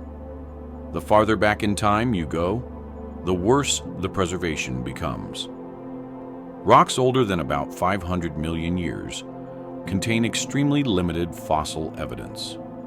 Early multicellular life is known only from a few impressions. Before that, the record is dominated by chemical traces, stromatolites, and microossils that require careful interpretation. Anything soft-bodied or delicate would not be preserved. Most of Earth's biological history is invisible. This invisibility creates a distinction between what fossil silence can tell us and what it cannot. It can reveal patterns of preservation. It can highlight the limitations of the record. It can show which environments favored fossilization. It can demonstrate how often entire lineages appear abruptly with little prior record. But fossil silence cannot confirm that something never existed. It cannot eliminate possibilities based solely on lack of evidence. It cannot provide complete timelines for life's history. It cannot fill in missing stories.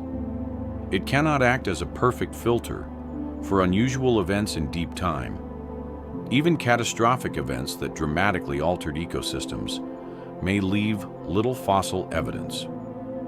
The entry-ic extinction, for instance, is known mainly through chemical and sedimentary markers. The fossil record around this time is sparse.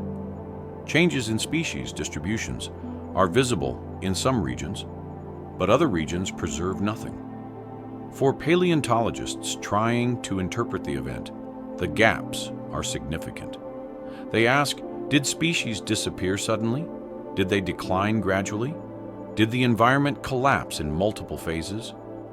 The fossil silence leaves important questions open. In some eras, fossils exist only at specific sites. These sites become the primary windows into entire ecosystems. Without them, scientists would know far less.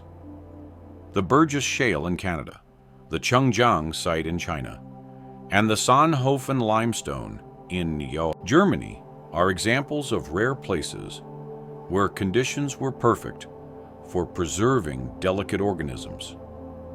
If those places had not happened to form, entire groups of animals would be unknown today.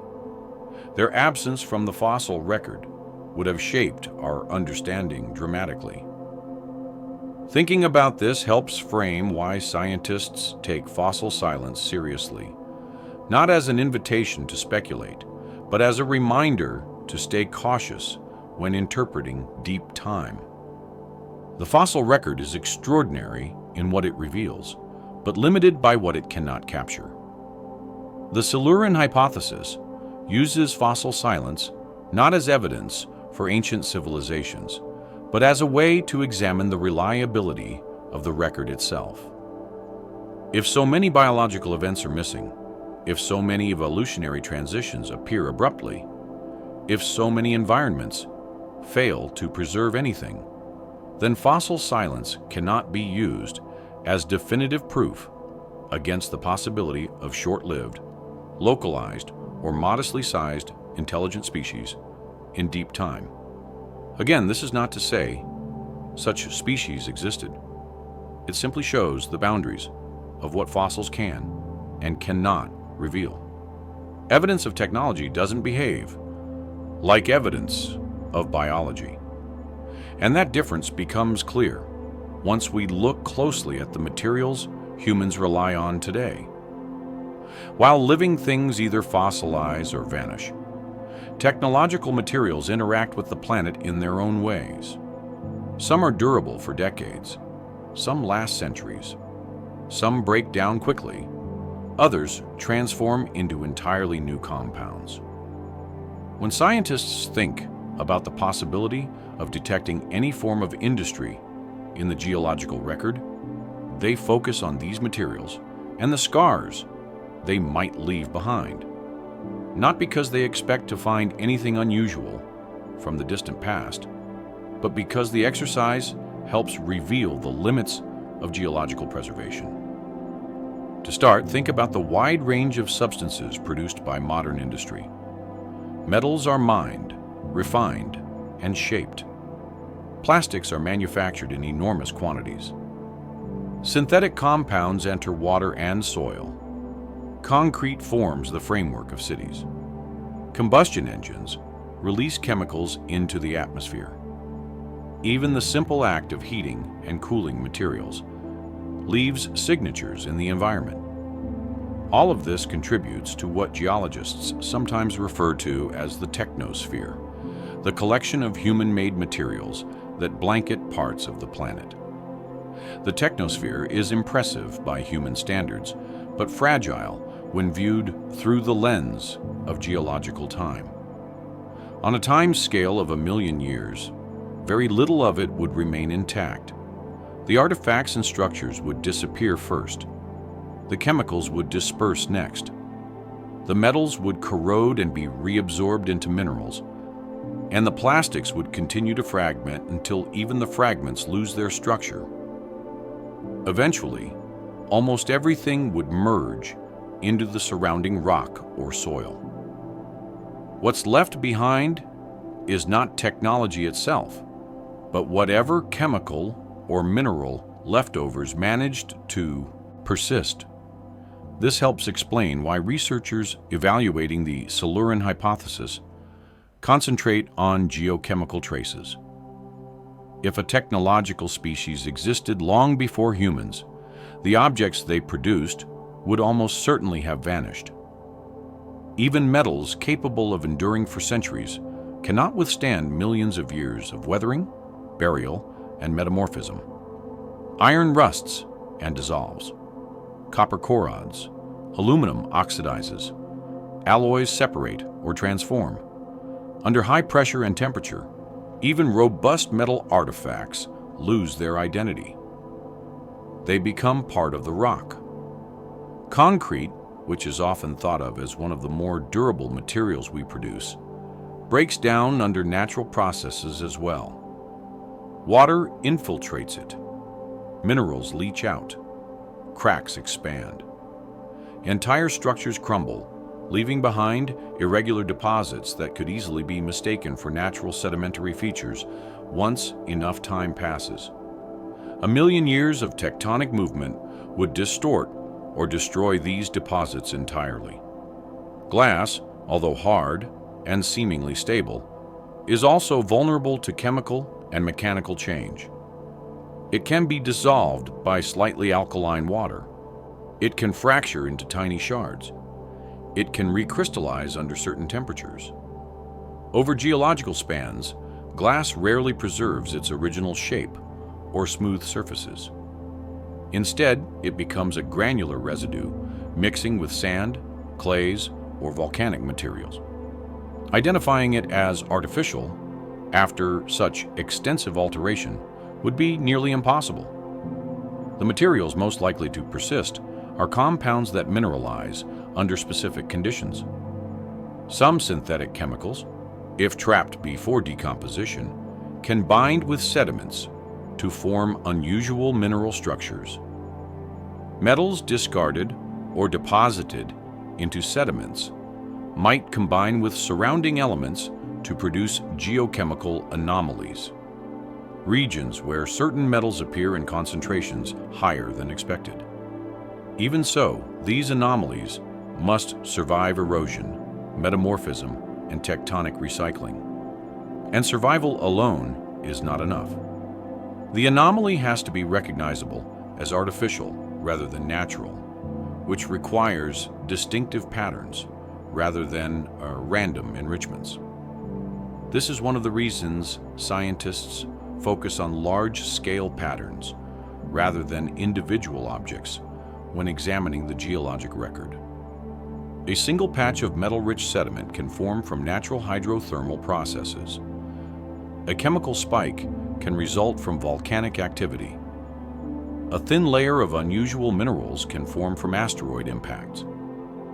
Without context, these features tell us little about their cause, but patterns spanning multiple regions with consistent signatures suggest larger environmental changes. Modern human activity creates several such patterns, though their persistence depends on many factors. For example, lead concentrations in certain sediments peaked during the 20th century due to industrial use. These concentrations are detectable today, but the long-term durability of such markers is uncertain. Lead can migrate through soils and rocks. Chemical reactions can alter or dilute it. Water movement can carry it away. Over millions of years, the signal might fade or become indistinguishable from natural variations. Another example involves platinum group elements released by catalytic converters. These elements accumulate in roadside sediments. They are rare in nature, so their presence today is striking. But rare does not mean permanent. In the future, those sediments might erode. The elements might disperse at such low levels that their artificial origin is impossible to determine. Geological processes can also concentrate these elements naturally near certain types of volcanic systems. Without preserved context, differentiating natural from artificial signatures becomes complicated. The distribution of artificial radionuclides offers another illustration. Nuclear activity creates isotopes that do not occur naturally or occur only in extremely small amounts. Some of these isotopes have long half-lives, making them potentially detectable far into the future. But the question is not whether the isotopes exist, it is whether they survive in stable environments. If they settle in an area destined for erosion, they won't last. If they sit on crust that will be subducted, they will melt and disappear, even if they remain in a stable sedimentary basin. Decay might reduce their signature to a level too faint to distinguish from natural background levels. Part of understanding mineral scars involves recognizing which materials resist geological processes best. The answer is surprisingly limited. Most artificial materials are chemically unstable over long spans. They degrade into simpler compounds that resemble natural components of rock or soil.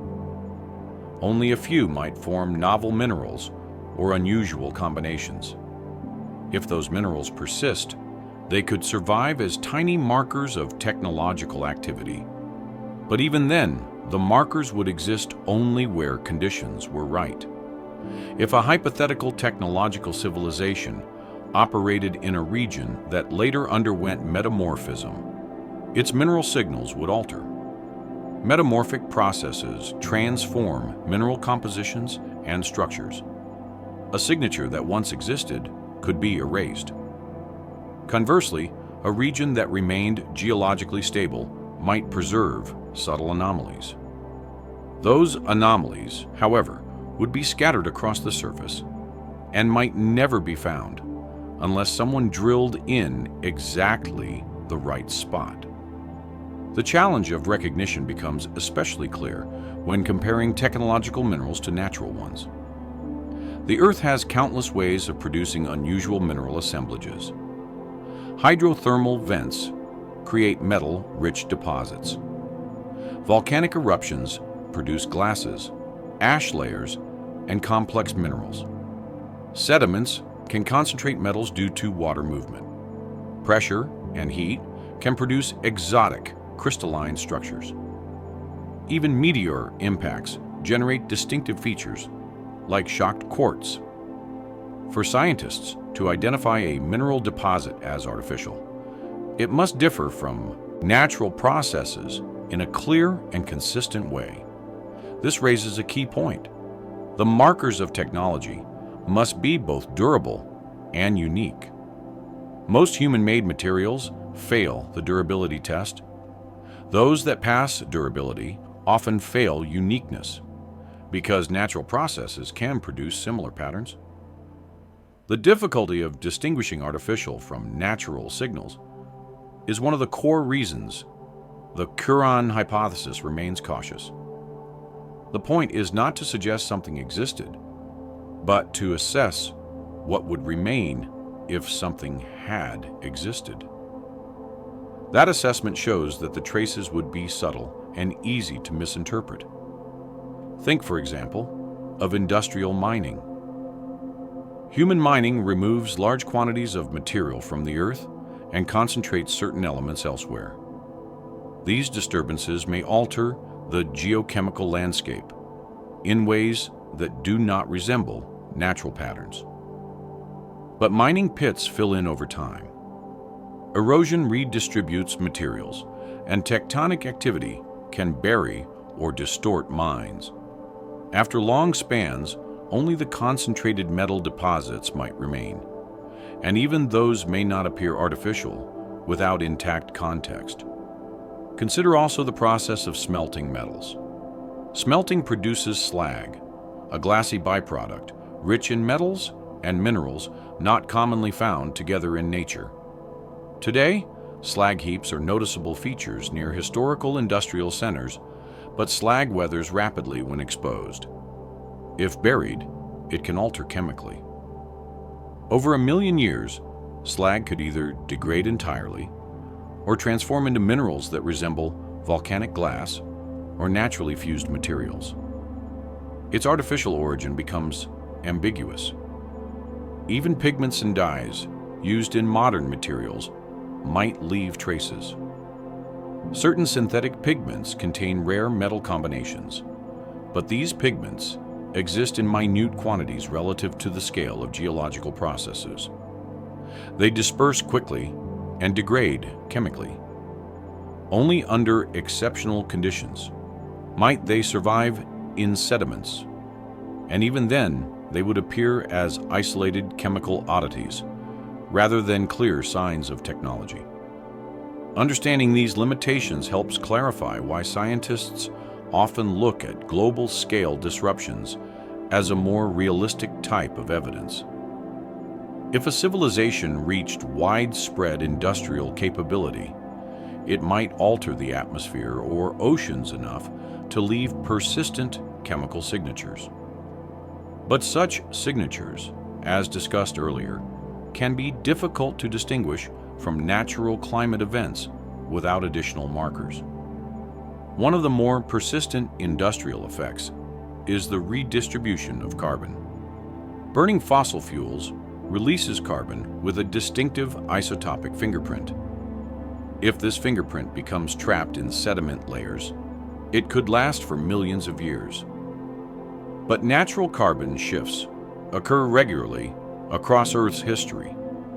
A future species finding a carbon anomaly would need context to interpret it. Without connecting markers, the spike might be attributed to volcanism, methane release, or other natural processes. The same challenge applies to nitrogen cycles influenced by fertilizers. Modern agriculture introduces nitrogen compounds into soils and waterways, altering natural nitrogen ratios. These shifts might leave signatures in sediments, but nitrogen is highly mobile chemically. Over millions of years, those signatures might diffuse, react, or dissolve into broader patterns. Distinguishing them from natural variations becomes uncertain. What this means for the Silurian hypothesis is straightforward and grounded in geological reality. The materials used by technological species degrade unless conditions lock them away early. The mineral and chemical scars they leave are often subtle, possibly ambiguous, and vulnerable to destruction. Even the processes most likely to persist, like the global redistribution of elements, can be confused with natural patterns unless the evidence is preserved with enough context. This perspective doesn't suggest that unknown civilizations existed in the deep past. It simply clarifies the challenge of detection. If the Earth erases structures, objects, and localized chemical anomalies within relatively short periods, then the search for unmistakable technological signatures becomes difficult. This difficulty does not indicate that there is something to find. It only reflects how active and dynamic the planet is. Thinking through these scenarios helps build a more accurate understanding of geological constraints. It provides a realistic view of how fragile technological evidence is, especially when compared to the massive, ongoing processes shaping the crust. Large-scale extinction events have reshaped Earth's history repeatedly, leaving behind altered ecosystems, vacant niches, and reorganized environments. These events have their own rhythm, sometimes unfolding over millions of years, and sometimes happening in what amounts to geological moments. When looking at how these changes appear in the rock record, another dimension becomes clear. Mass extinctions don't only wipe out species, they also transform landscapes, bury entire regions in sediment, remodel coastlines, shift climate patterns, and alter ocean chemistry. All of these changes can play a role in erasing or overwriting evidence of anything that existed before them. This point becomes essential when scientists explore the limits of how long traces of civilization or industry could last. Mass extinctions aren't gentle transitions. They're disruptive events that strain Earth's systems enough to cause widespread ecological collapse. During such events, sediments can accumulate rapidly. Seas can expand or contract. Volcanoes can erupt at rates far above normal levels. And erosion can accelerate. These processes don't just affect living organisms, they also affect the rocks their remains might have been preserved in. Thinking about mass extinctions in this way helps separate the popular image of catastrophic events from their actual geological significance. People often imagine an asteroid impact or volcanic eruption as a single destructive moment. But the geological aftermath is what matters most. It's the aftermath that decides which evidence endures and which disappears. If human cities existed during any of these periods, the global environmental changes would reshape the terrain around them so thoroughly that even the most persistent materials would be vulnerable to destruction. To understand how this works, it helps to look back at the extinctions themselves. The Empyrean extinction was the most severe known, eliminating the majority of species both on land and in the oceans. Yet the event's cause and the detailed sequence of changes surrounding it is still debated because the evidence is uneven. In some regions, thick sediment layers capture the transition. In others, erosion removed the relevant rocks entirely. Even though the extinction happened on a global scale, the record is incomplete. This shows how easily major events can erase earlier layers. During the Empyrean, enormous volcanic activity produced vast lava flows and released large quantities of gases into the atmosphere. These gases altered climate, ocean chemistry, and biological communities. The volcanic deposits themselves covered huge areas in thick basalt layers. If any geological features or structures existed on the land before these eruptions, they would have been buried beneath molten rock. Later erosion would cycle those rocks, exposing them again only after considerable alteration. Very few details from the pre-eruption landscape remain clear today. The Triassic-Jurassic extinction, another large event, reshaped ecosystems as well. During this extinction, volcanic outgassing likely triggered climate changes that affected global temperatures and atmospheric composition. The sediments from this period show that many regions experienced altered environments, shifting coastlines, and fluctuating sea levels. These transitions often make it difficult to isolate clear and continuous fossil sequences.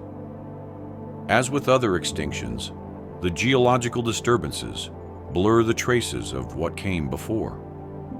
If we consider the Cretaceous-Paleogene event, known for the asteroid that contributed to the demise of non-avian dinosaurs, we see both dramatic destruction and varied preservation. The impact created layers rich in elements rarely found on Earth's surface. These layers survived because they settled quickly across broad regions. But the impact also caused wildfires, tsunamis, earthquakes, and immense sediment rearrangement. Areas close to the impact zone were transformed almost instantly. Whatever structures or surfaces existed beforehand were overwhelmed by deposition, shock waves, and geological mixing. In other areas, erosion removed layers entirely. The result is a patchwork record. Thinking about how these events transform the landscape helps clarify what they could erase. Structures built by humans today could not endure global environmental disturbances on this scale. Earthquakes would collapse buildings. Fires would spread across regions. Flooding would bury communities in sediment. Tsunamis would carry debris far from its original location. Volcanic ash could blanket entire cities. And once the immediate chaotic phase ended, the planet would go on altering the terrain gradually. Newly deposited sediments would harden. Erosion would redistribute materials. Tectonic forces would shift everything again in the long run. This cycle of destruction and reformation ties directly into the Silurian Hypothesis. It shows that even if a civilization had reached an industrial stage millions of years ago, the odds of its structures surviving a mass extinction event are minimal. But beyond structures, the question becomes whether any indirect traces would persist. During mass extinctions, one of the most prominent geological features is rapid sedimentation.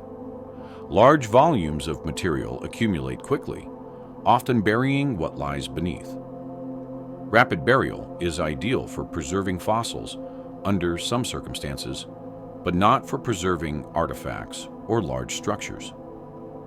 Technological materials degrade quickly compared to biological remains. Even if buried, their long-term stability is uncertain. Concrete deteriorates. Metals oxidize or transform. Plastics fragment. Electronic components break down. A thick layer of ash or sediment could preserve outlines briefly, but over geological spans, the original features would vanish. The ocean plays an important role as well. Many mass extinctions involve changes in sea level. Rising seas inundate coastlines and flood large regions. For human settlements, this would mean submergence. If the sea covered cities rapidly, the structures might collapse and scatter. If covered slowly, erosion and chemical dissolution would take place over time. Once underwater, the combination of biological activity and chemical interactions would accelerate decay. Long before the sediments of the new seabed hardened into rock, most artificial materials would be gone. Ocean anoxia, periods where parts of the ocean become depleted in oxygen, is another effect commonly associated with mass extinctions. These zones preserve organic matter well, but technological materials would not benefit in the same way. Organic remains do well in low oxygen environments, but industrial materials depend on chemical stability. Metals would still corrode.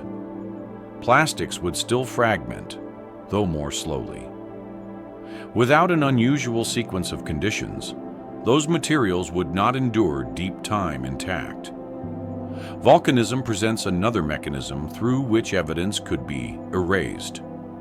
Mass extinctions often coincide with increased volcanic activity, producing flows of lava and volcanic ash that cover wide areas.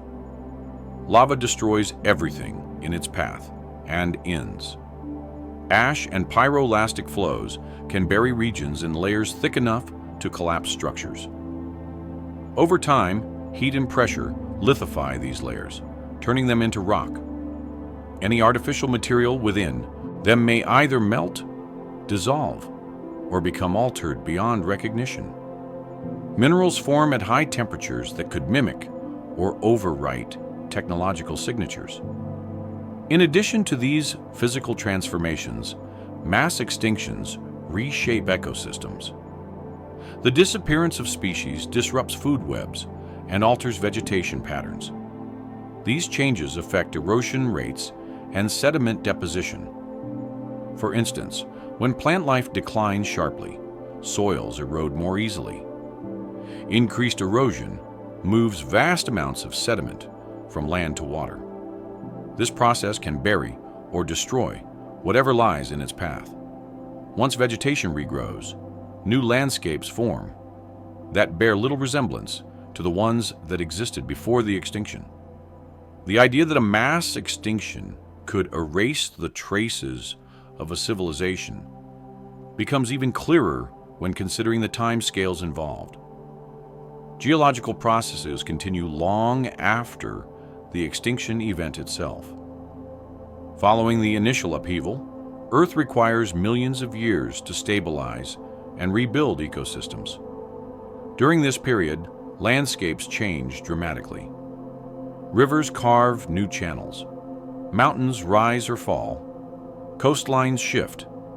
Tectonic plates continue their slow motions. Entire regions may sink or be uplifted. If any artifacts remained after the initial destruction, they would likely not survive these continued changes. Another point worth noting is that ancient mass extinctions left behind only partial records themselves. Even though the extinction events are large enough to affect Earth on a global scale, our understanding of them remains incomplete because the rocks that should contain details are unevenly preserved. Some records are excellent, others are entirely absent. If something as monumental as the Empyrean event leaves an inconsistent record, then the traces of a short-lived industrial civilization would be far more difficult to identify. Some scientists use this line of reasoning to illustrate why mass extinctions cannot be used to argue that civilizations didn't exist. The rock record might not preserve everything, especially if environmental disturbances actively removed previous layers. Once sediments or structures are destroyed during the upheaval, the underlying evidence is gone permanently. Looking at the fossil record of these events reinforces the point.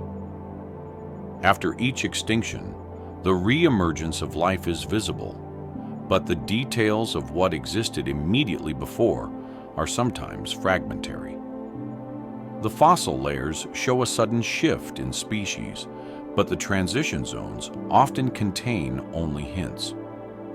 Many species that lived before the extinction are known from a few scattered fossils, and the details of their decline remain unclear. This demonstrates how even biological evidence can be incomplete. Fossils record only what had the right conditions to preserve them. Anything that lived in the wrong environment at the wrong time left no trace. If living organisms disappear from the record so easily, technological artifacts, which are far less stable, would vanish even faster. One subtle but revealing observation from studying mass extinctions is how uniform some of the resulting sediment layers are. During certain extinction events, the same types of sediments appear across wide regions. This uniformity suggests widespread disruption. For example, dark, organic, rich shale layers show up in several extinctions. These shells indicate low oxygen conditions in the oceans. If large-scale technological activity occurred before such an event, the sediment layers that followed would likely bury the associated signals beneath uniform deposits. The distinctive details might be lost under the overwhelming volume of new material. These observations also highlight how mass extinctions complicate interpretations of ancient anomalies. When scientists see an unusual chemical spike or an unexpected mineral deposit in rocks, they typically consider natural explanations first. This is because mass extinctions coincide with environmental anomalies that might mimic artificial signals. Distinguishing between a natural carbon spike and one caused by industry becomes challenging if the context has been removed by later upheaval. Without multiple lines of supporting evidence, conclusions remain tentative. This doesn't imply that anything artificial occurred in Earth's distant past, but it shows that the record cannot always eliminate possibilities with certainty. Mass extinctions reset the surface of the planet repeatedly.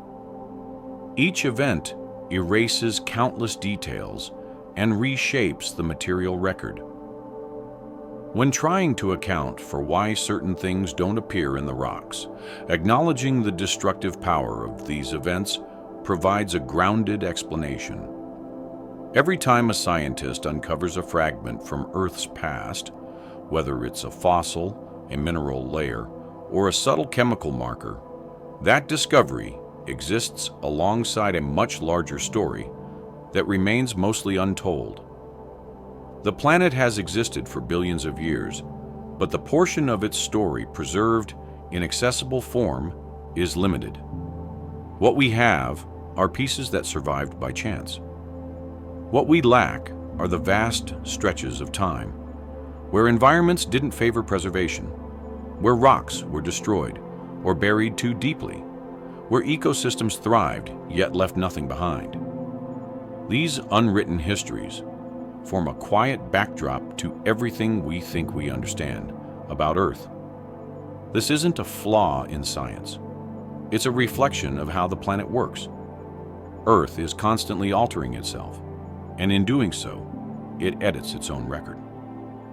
When researchers discuss the Silurian Hypothesis, the idea isn't centered on speculation. Instead, it's built on the recognition that the planet's record-keeping is inherently incomplete. Whenever we look at a rock layer or a fossil bed, we're seeing what happened to survive, not the full list of what once existed. This understanding becomes a lesson in humility. It encourages scientists to approach deep time with caution, knowing how much remains invisible. One of the clearest examples of this comes from periods where entire landscapes disappeared through geological processes.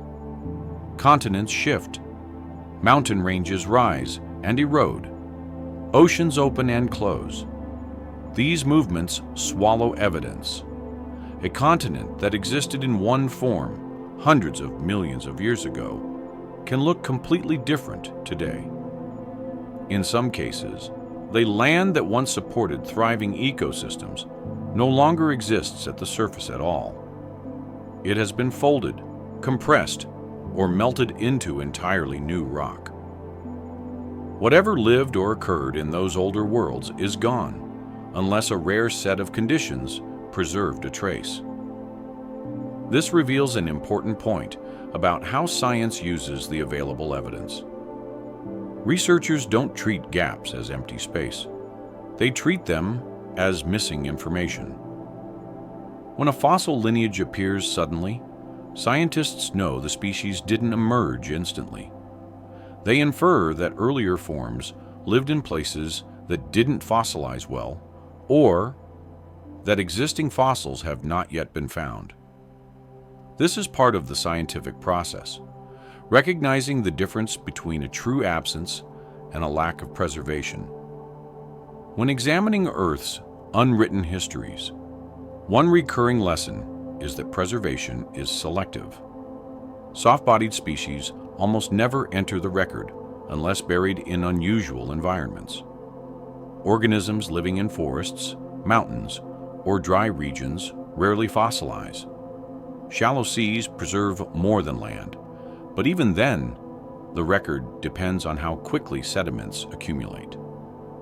A species that existed for millions of years may be represented by only a handful of specimens. That limitation shapes our understanding of biological evolution. It reminds us that the fossil record isn't a diary. It's a series of scattered notes. The same principle applies to climate histories. Scientists use proxies like isotopes, pollen grains, tiny shells, and sediment composition to reconstruct temperatures, precipitation patterns, and atmospheric compositions. But the climate record is uneven. Some intervals are well preserved in deep sea sediments or ice cores. Others are poorly captured or missing entirely. When the planet warms or cools abruptly, the changes may appear clearly in certain regions, but faintly, or not at all in others. Reconstructing global events requires combining incomplete data sets into coherent interpretations.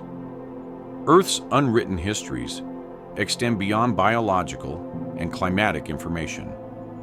They also include geological processes that occurred on timescales too long for human experience to grasp intuitively. For example, entire volcanic provinces formed over millions of years, leaving thick basalt layers behind. These layers tell us something happened, but they don't capture the full picture. The conditions leading to those eruptions, the exact sequence of events, and the environmental impacts often remain uncertain. Even when clues survive, they represent only the end product, not the detailed chain of causes.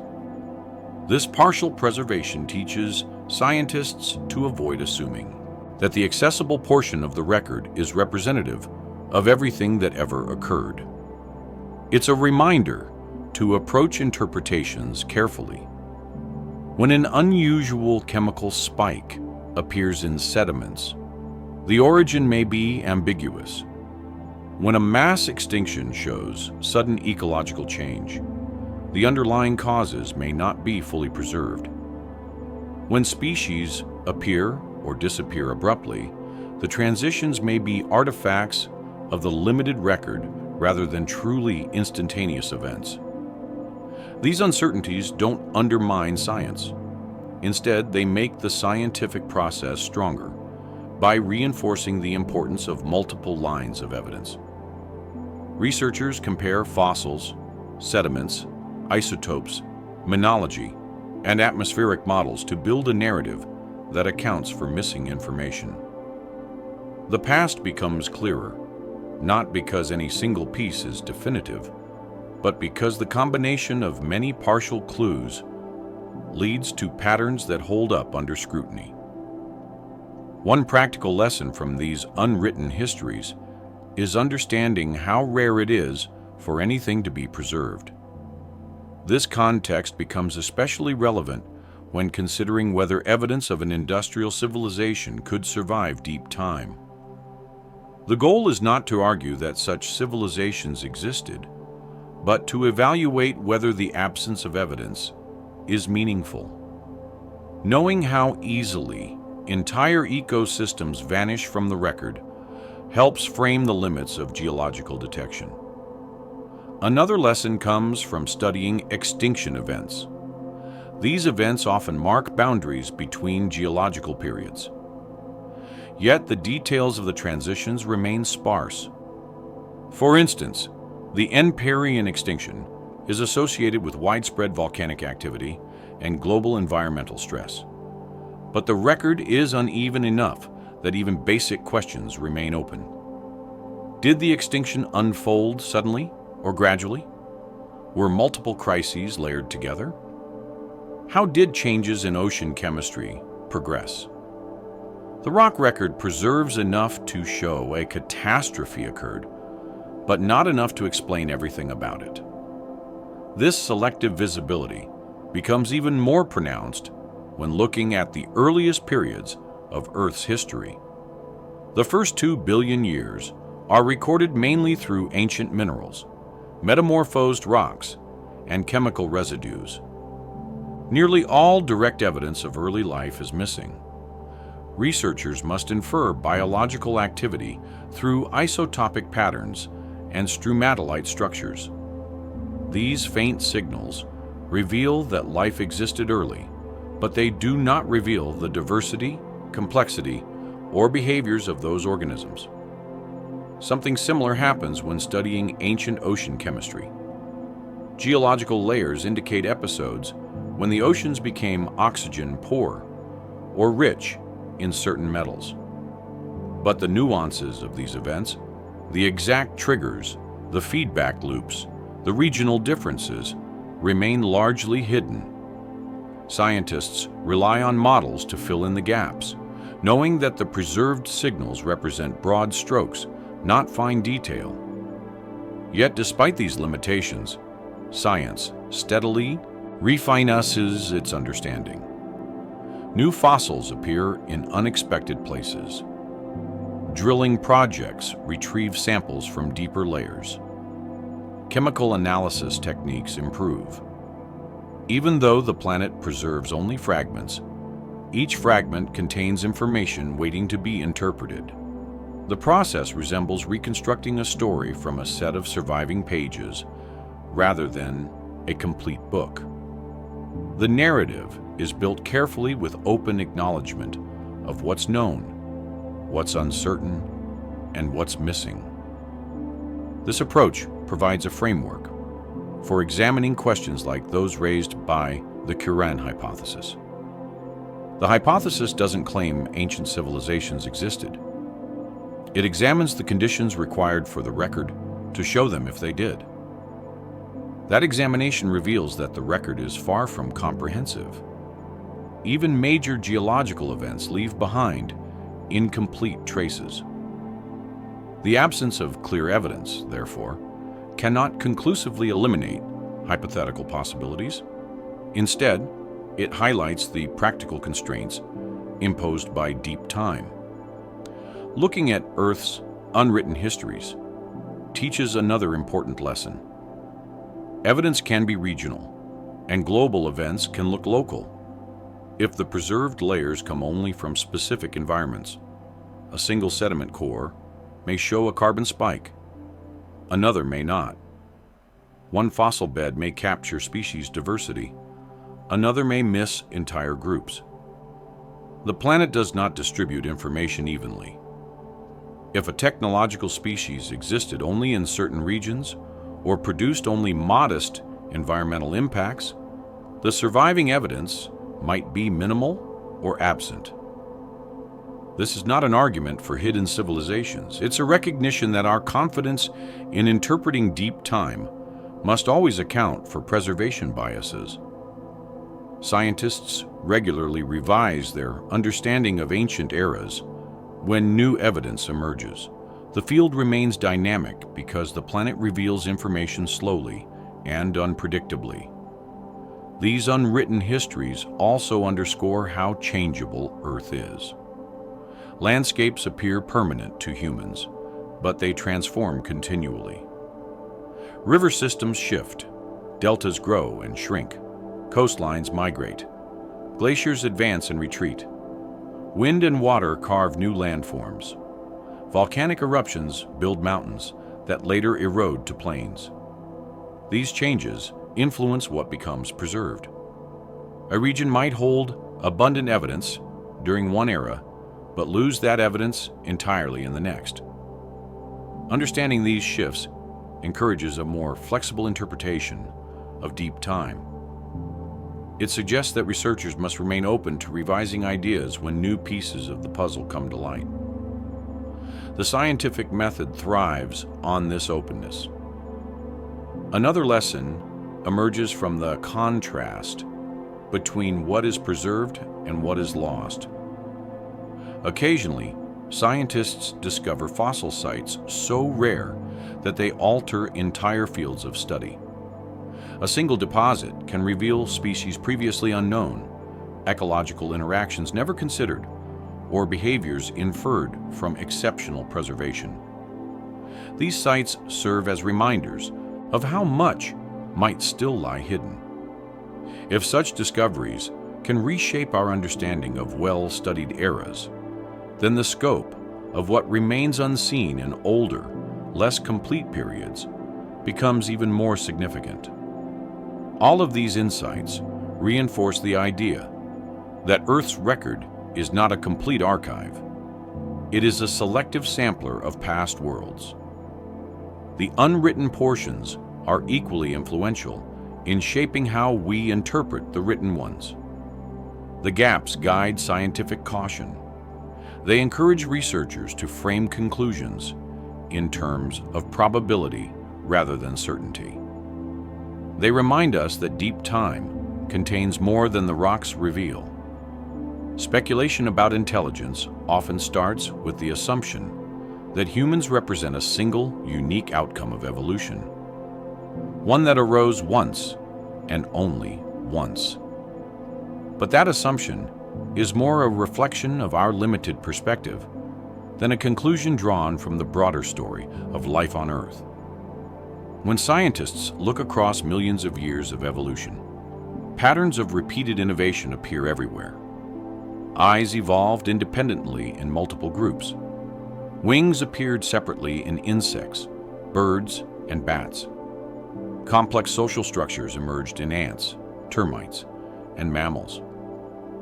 These repeated examples show that evolution doesn't always rely on a single path. Instead, it tends to explore certain solutions repeatedly when environments encourage similar pressures. Thinking about intelligence through that lens makes it natural to ask whether advanced cognition could have arisen more than once in Earth's long history. One reason this question becomes interesting is that intelligence, even in a broad sense, has appeared independently in several lineages. Cephalopods like octopuses and cuttlefish display problem-solving skills, tool use, and complex communication. Birds, particularly corvids and parrots, demonstrate advanced planning and memory abilities. Marine mammals show sophisticated social structures and cooperative hunting strategies. Primates, of course, stand out for their cognitive depth. None of these groups share a recent common ancestor with high intelligence. The similarities emerge through convergent evolution, where unrelated species develop comparable traits because they face similar challenges and opportunities. Convergent evolution invites a wider consideration of what might be possible across hundreds of millions of years. If environmental pressures repeatedly favor the development of complex brains, then intelligence may be less rare than we tend to imagine. The fossil record shows that ecosystems have cycled through many phases, with different dominant species taking the lead. Some eras favored small, agile animals. Others favored large predators. Still others favored creatures adapted to extreme environments. It's reasonable to wonder whether some periods favored cognitive complexity in ways that left little visible trace today. When scientists study the evolutionary history of intelligence, they often focus on the specific conditions that allowed human cognition to expand so dramatically. These include social interactions, environmental variability, tool use, language development, and dietary shifts. But similar conditions have existed many times in Earth's past. Changing climates, fluctuating food sources, complex ecosystems, and diverse species interactions have all occurred repeatedly. Each of these could theoretically create openings for intelligence to develop in different forms. Thinking about ancient Earth raises important considerations. The planet once hosted species that are now entirely gone, with no close modern relatives to hint at their cognitive abilities. Early synapsids, the ancestors of mammals, displayed a range of characteristics we associate with warm-blooded animals today, including potentially complex behaviors. Some theropod dinosaurs, especially menapterans, showed brain-to-body ratios approaching those of modern birds. Crocodilian ancestors and other aerosaurs displayed social behavior, far more intricate than many people assume based on their modern descendants. Yet, even with these hints, assessing cognitive potential from fossils alone is extremely difficult. Brain tissue does not fossilize. Researchers rely on endoscasts, impressions of the interior skull cavity, to estimate brain size and structure. But brain size alone doesn't determine intelligence. Many animals with large brains are not capable of advanced cognition. Conversely, some highly intelligent species have relatively small brains. What matters is neural architecture, density, and how different brain regions interact. These qualities rarely leave clear traces in fossils. This limitation makes it difficult to know how many lineages approached high intelligence in the past. It also means that the absence of evidence isn't necessarily meaningful. Many species from the deep past are known only from fragmentary remains. Behavioral complexity, which plays an essential role in assessing intelligence, is almost always invisible. A species could have developed intricate social structures, complex communication methods, or advanced problem-solving abilities without leaving direct physical clues. Consider the case of birds. Modern corvids rival primates in cognitive ability, yet their ancestors appear in the fossil record mainly as bones that reveal little about their behavioral traits. If modern corvids went extinct and millions of years passed before another species reached similar intelligence, the fossil record would not reflect the complexity of the earlier group. Their intelligence would be an unwritten chapter. The same applies to cephalopods. They leave behind shells or beaks, in some cases, but not the neural structures or behaviors that make them remarkable. If octopuses went extinct tomorrow, their intelligence would leave almost no trace in the geological record. Looking at prehistoric eras, the problem becomes even greater. Entire clades existed that have no modern equivalents. Many of these groups went extinct long before mammals became dominant. They may have had capacities we cannot evaluate simply because no comparable animals exist today. Paleontologists must reconstruct their lives from bones, teeth, tracks, and sediments. These clues reveal locomotion, diet, environment, and sometimes reproductive strategies, but not cognition.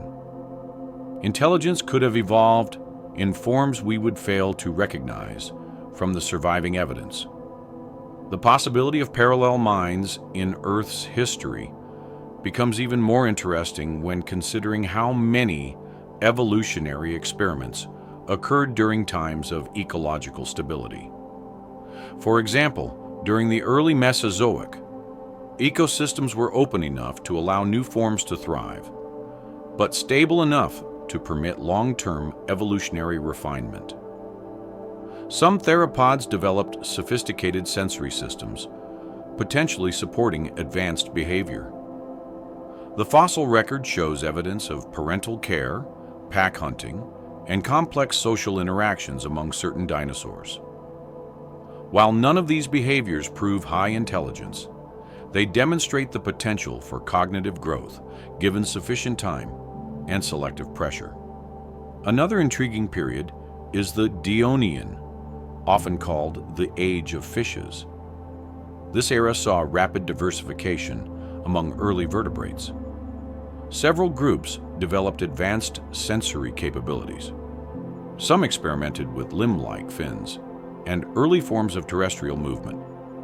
While most Devonian species lacked characteristics associated with intelligence today, the sheer diversity of ecological roles suggests that complex behaviors likely existed. Yet, the fossils reveal little about cognition because soft tissues and behaviors leave almost no trace in rocks more than 300 million years old. The same issue applies to early synapsids, which thrived long before dinosaurs dominated the land. Some of these creatures displayed traits that hinted advanced behavior, varied dentition, evidence of warm-bloodedness, potential fur, and complex movement patterns. They occupied ecological roles similar to modern mammals in certain respects. Intelligence may not have evolved in these groups, but the conditions supporting such evolution were present. If any species developed cognitive abilities more advanced than their contemporaries, the record would be too fragmentary to reveal it clearly. One of the lessons from Earth's unwritten histories is that potential does not guarantee outcome. Intelligence is not the inevitable endpoint of evolution. Many species succeed through strategies that do not require high cognition. Some thrive by reproducing rapidly. Others rely on specialized physical traits. Still others depend on chemical defenses, camouflage, or social cooperation without the need for advanced reasoning. Evolution explores many pathways simultaneously, and only a few lead to sophisticated intelligence. But given the vast time available, the question becomes not whether intelligence is inevitable, but whether it is possible more than once. If intelligence emerged independently in modern groups like cephalopods and birds, then the underlying mechanisms must have been accessible at different times in different lineages.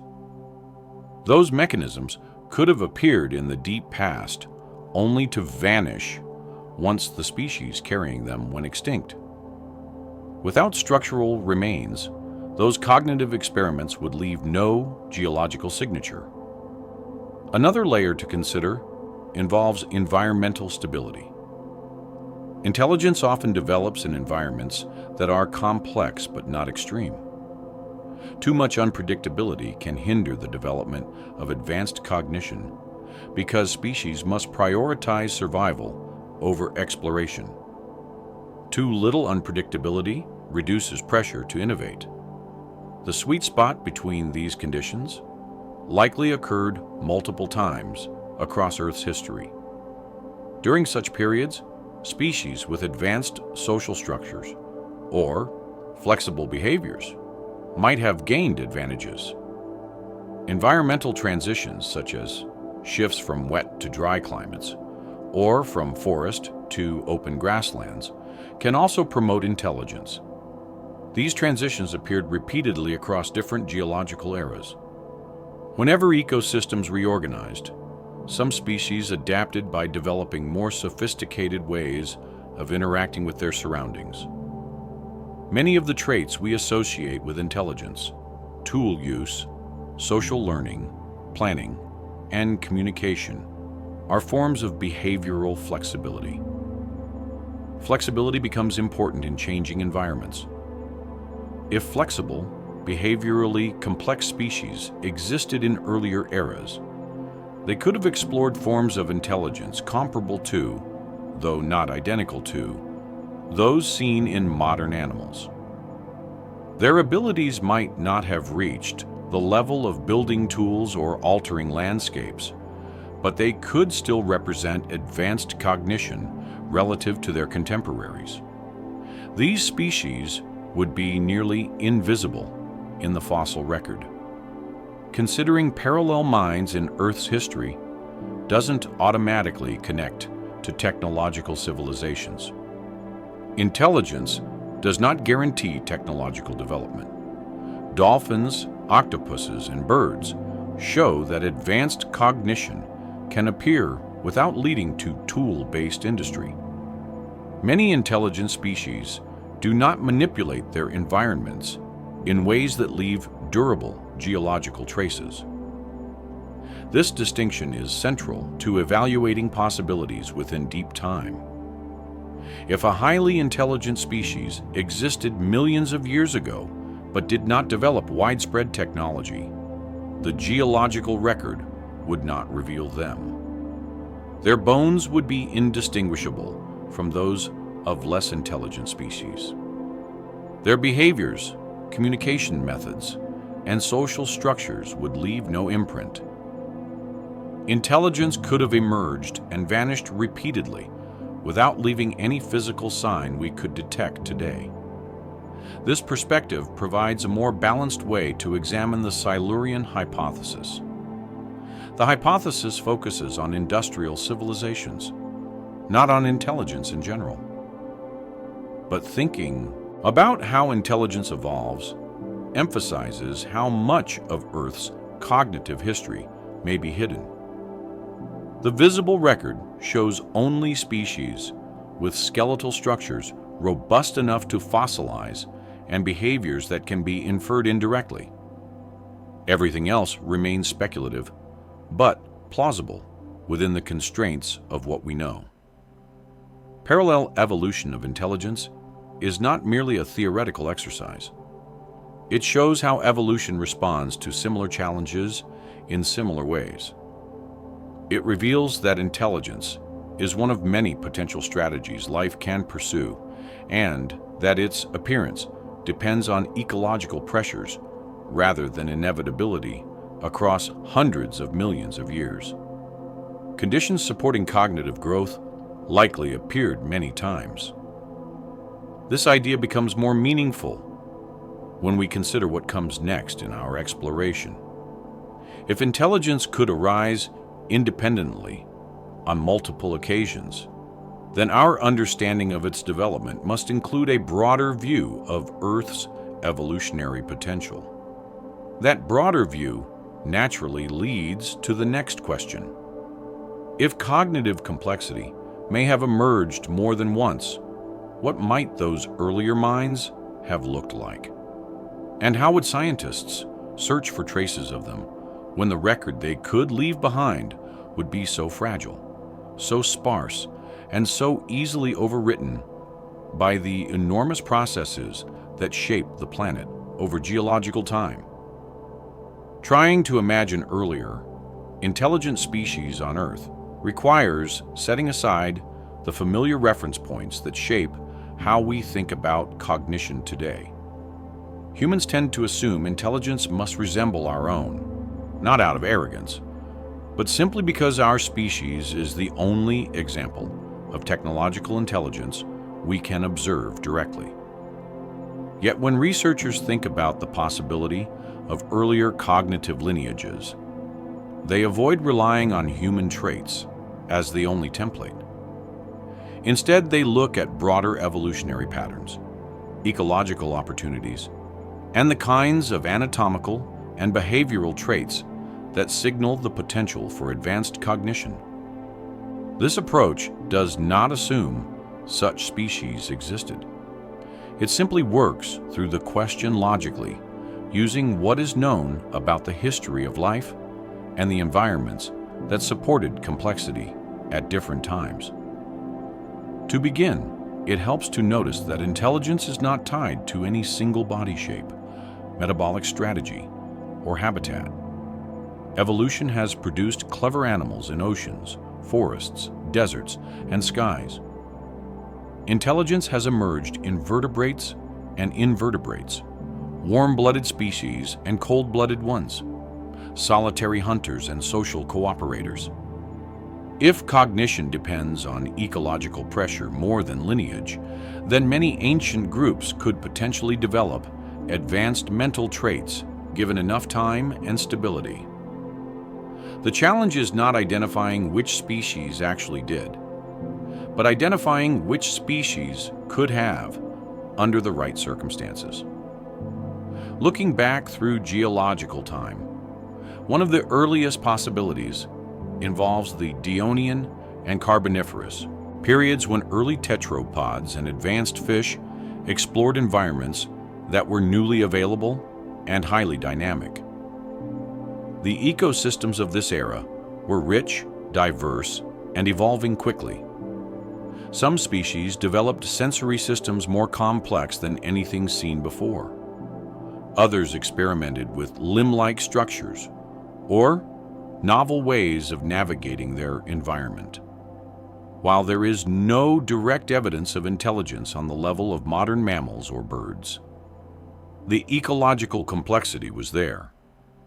If any group began exploring behaviors we might consider cognitively advanced, the fossil record would not show it clearly. Skeletons alone rarely reveal hints of behavior, and the preservation of neural structures is virtually non-existent. Another possibility lies with the synapsids, especially in the periods before dinosaurs dominated. These early relatives of mammals displayed a range of traits that could support cognitive complexity. They had varied teeth, suggesting diverse diets and flexible behaviors. Their limb structures point toward active lifestyles. Some may have been warm-blooded or partially warm-blooded, which is often associated with higher metabolic demands and the potential for larger, more capable brains. These animals existed for millions of years, long enough for evolutionary experiments to play out. Yet their fossil record is limited in many regions, and most of their soft tissues and behaviors remain unknown. If an ancient lineage of synapsids reached a cognitive levels far above their contemporaries, those signs would be nearly impossible to detect today. Moving forward through time brings us to the Erosaurs, the group that includes crocodilians, pterosaurs, and dinosaurs. Certain branches of this group display characteristics linked to social behavior and sensory sophistication. Fossilized nesting sites show evidence of group activities. Trackways reveal coordinated movement patterns that may indicate pack behavior. Some species cared for their young. Others communicated through vocalizations, enabled by specialized air sacs and resonant chambers. Brain cavity studies suggest that several theropod dinosaurs, particularly those closely related to birds, possessed relatively large brains with structures hinting at potential cognitive abilities. If we picture an alternate evolutionary path where a line of Manoraptor and dinosaurs continued to grow increasingly intelligent, we can imagine behaviors far more complex than anything preserved in fossils. These animals might have used advanced communication, social learning, or problem solving. They could have passed knowledge across generations. Yet none of these behaviors fossilize. Long after their extinction, we would see only bones and trackways. Their intelligence, if it had reached unusual heights, would not appear in the rock record unless it manifested in ways that left durable material traces. And even then, those traces would need to survive millions of years of erosion, burial, and tectonic activity. Another group worth considering is the pterosaurs. Not because they show direct signs of advanced intelligence, but because flight demands a particular set of sensory and neurological adaptations. Pterosaurs possessed excellent vision, agile flight control, and in some cases, surprisingly large brain regions dedicated to balance and coordination. Their ecological roles varied widely. Some were fish eaters, others were scavengers or insect hunters. A few grew to enormous sizes. Their brains, while not comparable to modern corvids or parrots, displayed patterns that could theoretically support complex behaviors. If a particular branch of pterosaurs began experimenting with advanced cognition, the fossil record would not capture it with precision. Another avenue for speculation comes from the marine environment. Cephalopods provide a living example of how intelligence can evolve independently in the oceans. In deep time, ammonites and belemnites, distant cephalopod relatives, thrived for hundreds of millions of years. These creatures had complex eyes, intricate shells, and advanced buoyancy control. Their closest modern equivalents, such as octopuses and squid, exhibit remarkable problem-solving abilities. If ancient cephalopods experimented with higher forms of cognition, the evidence would be hidden. Soft bodies leave almost no trace, and behaviors leave none at all. If a highly intelligent lineage rose and fell entirely within the oceans, the chances of preservation are vanishingly small. Another possibility involves the early mammals that existed during the Mesozoic. These mammals lived in the shadow of dinosaurs, evolving in diverse forms that included gliders, burrowers, insectivores, swimmers, and climbers. Some early mammals developed advanced hearing, tactile sensitivity, and nocturnal behaviors. These features often correlate with the potential for cognitive development. After the extinction of non-avian dinosaurs, mammals diversified rapidly, but the pre-extinction mammals also existed in complex ecosystems that could, under certain conditions, favor mental sophistication. If any early mammal lineage reached unusual cognitive levels but failed to survive into later periods, the evidence would be minimal. Their small size and delicate bones reduce fossilization chances. Their behaviors would be completely invisible in the record. Asking who might have been first is not the same as claiming any of these groups reached high intelligence. Instead, it highlights how many plausible evolutionary pathways existed across hundreds of millions of years. Many groups possess the raw ingredients for complex cognition, social interactions, sensory refinement, long lifespans, environmental challenges, and ecological opportunities. At the same time, intelligence alone does not lead to technology. Among modern animals, dolphins and whales display extraordinary social structures and communication abilities, yet they do not create tools or manipulate the environment in ways that leave durable traces. Corvids and parrots understand cause and effect, use tools, and solve complex puzzles. Yet, their impact on the landscape is minimal. Octopuses demonstrate advanced learning, but lack long lifespans and stable social structures that might lead to cumulative knowledge. These examples show that a species can be highly intelligent without developing anything that would survive deep time.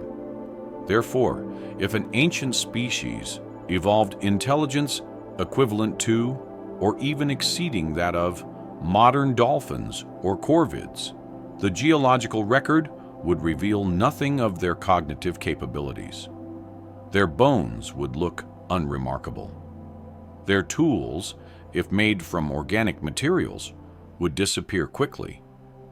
Their behaviors, no matter how advanced, would vanish without trace. This leads to another important consideration.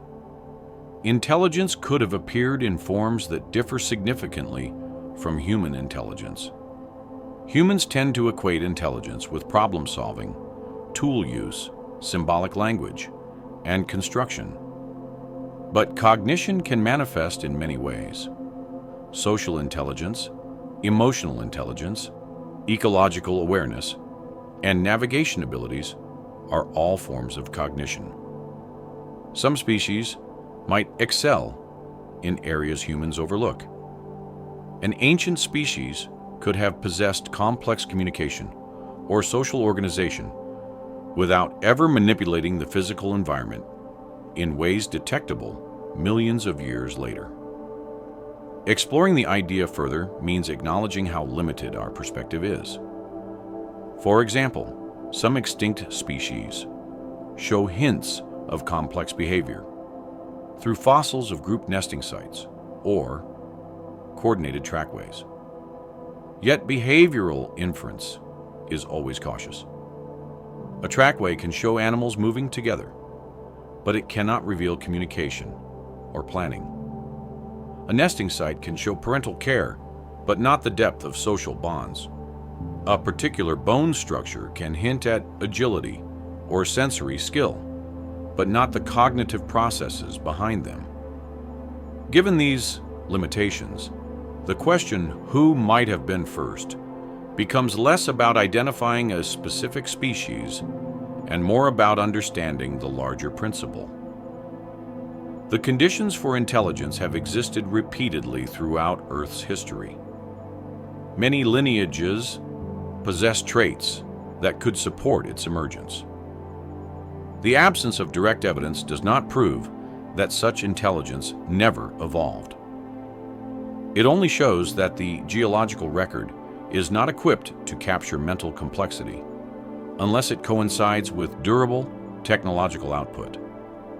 This perspective also clarifies the distinction between intelligence and civilization. Intelligence is an internal trait. Civilization is an external expression with potential geological impact. A species could be highly intelligent, yet leave behind no civilization at all. A species could build intricate societies based on communication, memory, or cooperation without constructing lasting structures. A species could even reach early technological stages using organic materials, wood, fibers, resins that decompose quickly. None of these pathways would leave clear evidence after millions of years. Everything we've explored so far leads to a moment where the topic becomes less about distant possibilities and more about what it means to exist right now. Earth's deep past stretches so far behind us that it makes our presence feel both improbable and temporary. When you step back and consider the scale of geological time, the notion that humans occupy only a thin slice of it becomes hard to ignore. Our species, with all its achievements and uncertainties, sits at the surface of a story that reaches far deeper than anything we normally think about in everyday life. That awareness shapes how one reflects on the idea of other potential minds or civilizations in the distant past. It also shapes how we think about our own future and our place in the long timeline of the planet. One of the strongest impressions left by the Silurian Hypothesis isn't about ancient civilizations at all. It's about limits. Not the limits of imagination, but the limits of what Earth can preserve and what humans can know. Every section of rock, every fossil, and every chemical trace represents a fraction of a world that once existed in full detail. The rest has been erased by the natural processes that keep the planet active, shifting, and alive. When you try to visualize how much has been lost, it becomes clear that the visible record is only a tiny portion of the planet's memory. This realization carries a certain humility.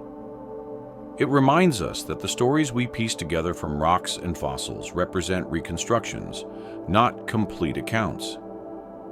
And yet, we're here thinking, questioning, imagining possibilities, and trying to understand where we fit.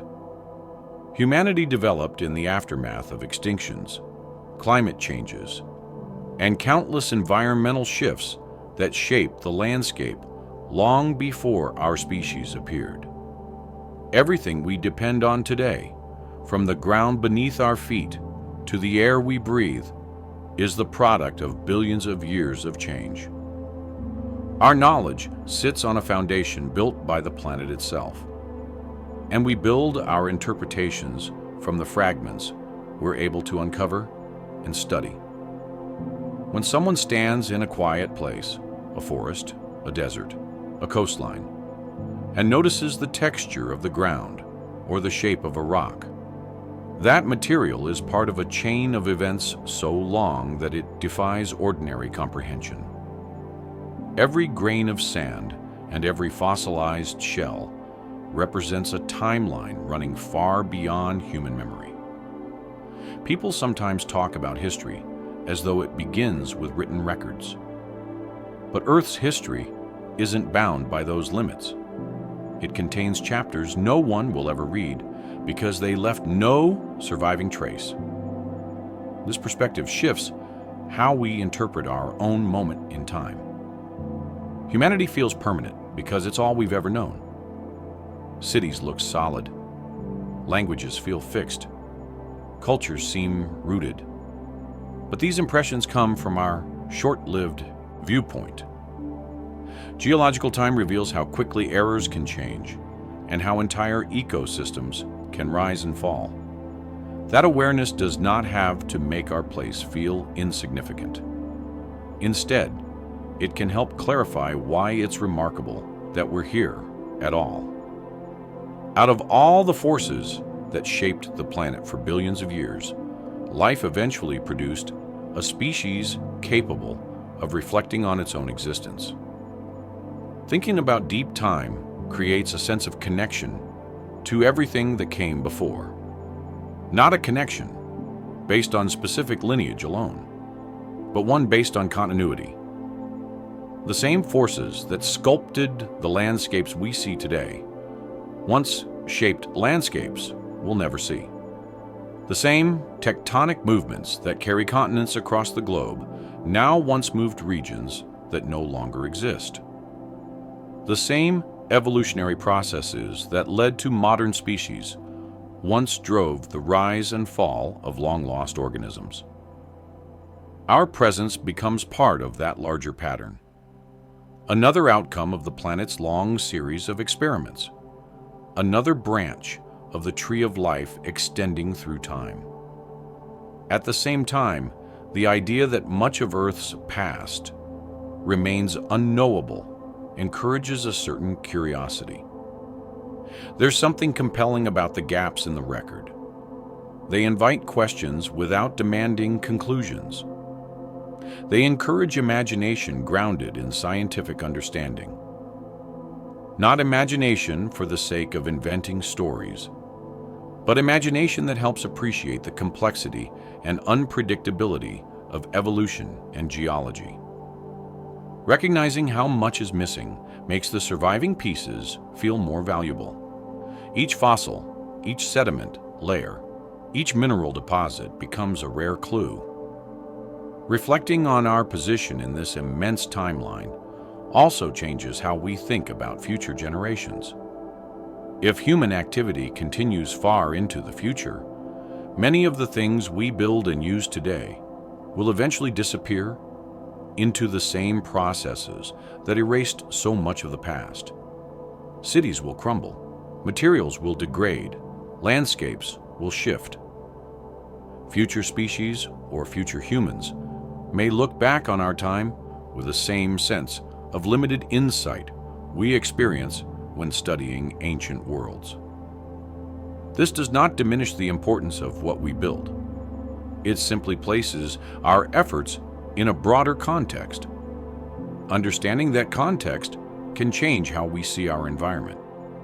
Earth is not a static place. Its ability to recycle, reshape, and rework its surface is part of what makes it vibrant.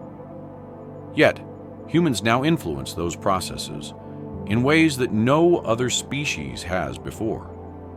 We alter landscapes quickly. We change the chemistry of the atmosphere and oceans.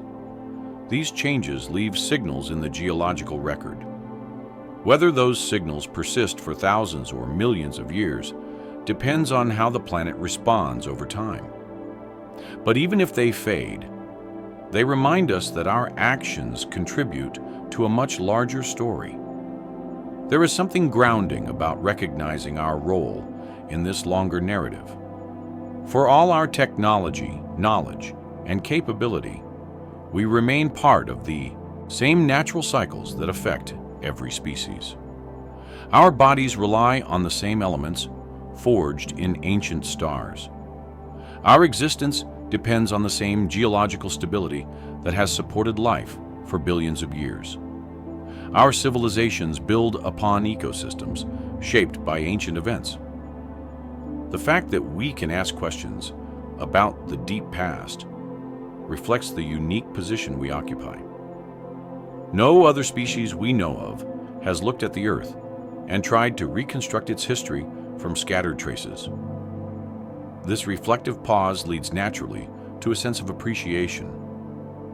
The ability to think about deep time, to imagine ancient possibilities, and to understand the scale of the planet's history as a human trait that comes not from technology, but from curiosity. Curiosity drives exploration, science, and the desire to know.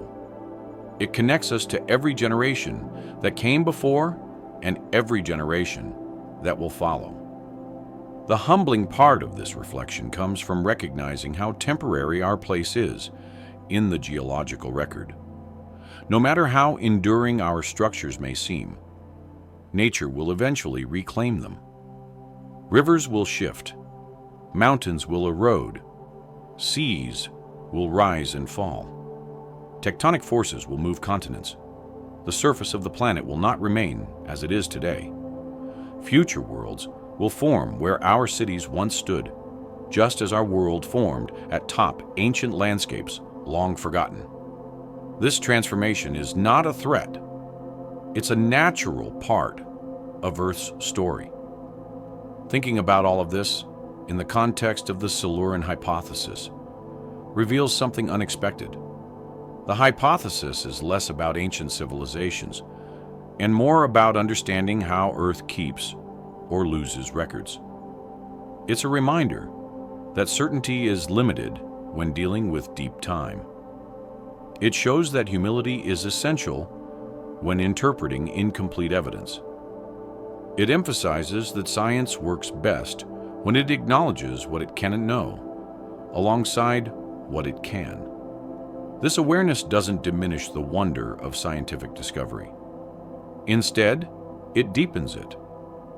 The fact that humans can look at a thin layer of rock, a cluster of fossils, or the chemical makeup of ancient sediments, and draw meaningful insights about worlds that existed hundreds of millions of years ago is extraordinary.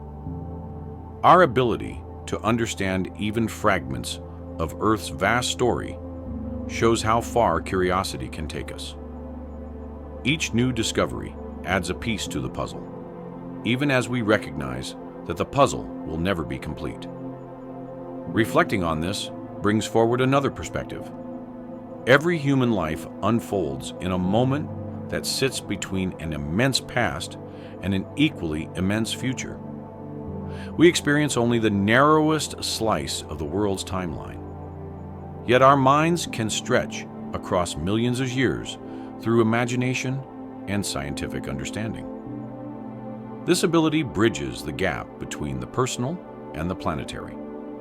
It lets us appreciate both the fragility of the present and the depth of the past.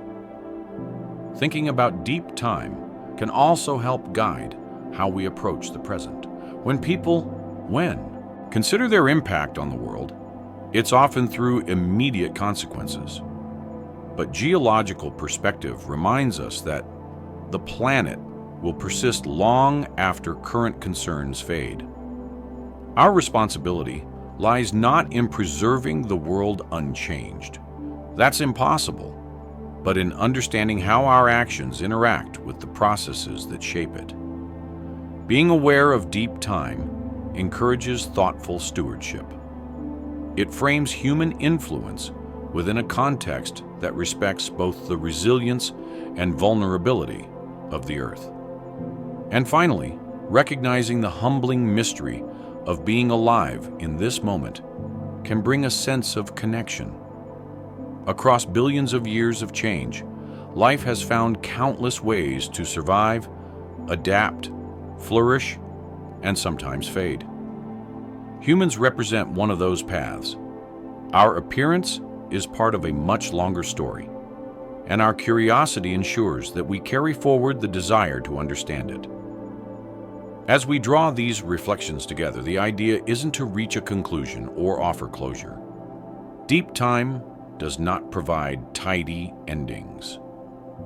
It offers perspective, one that continues onward into the next moment, the next discovery, and the next question that arises when we consider just how much of Earth's story remains quiet, waiting for the rare and fragile traces that happen to endure long enough for someone somewhere to notice and wonder what those fragments might mean.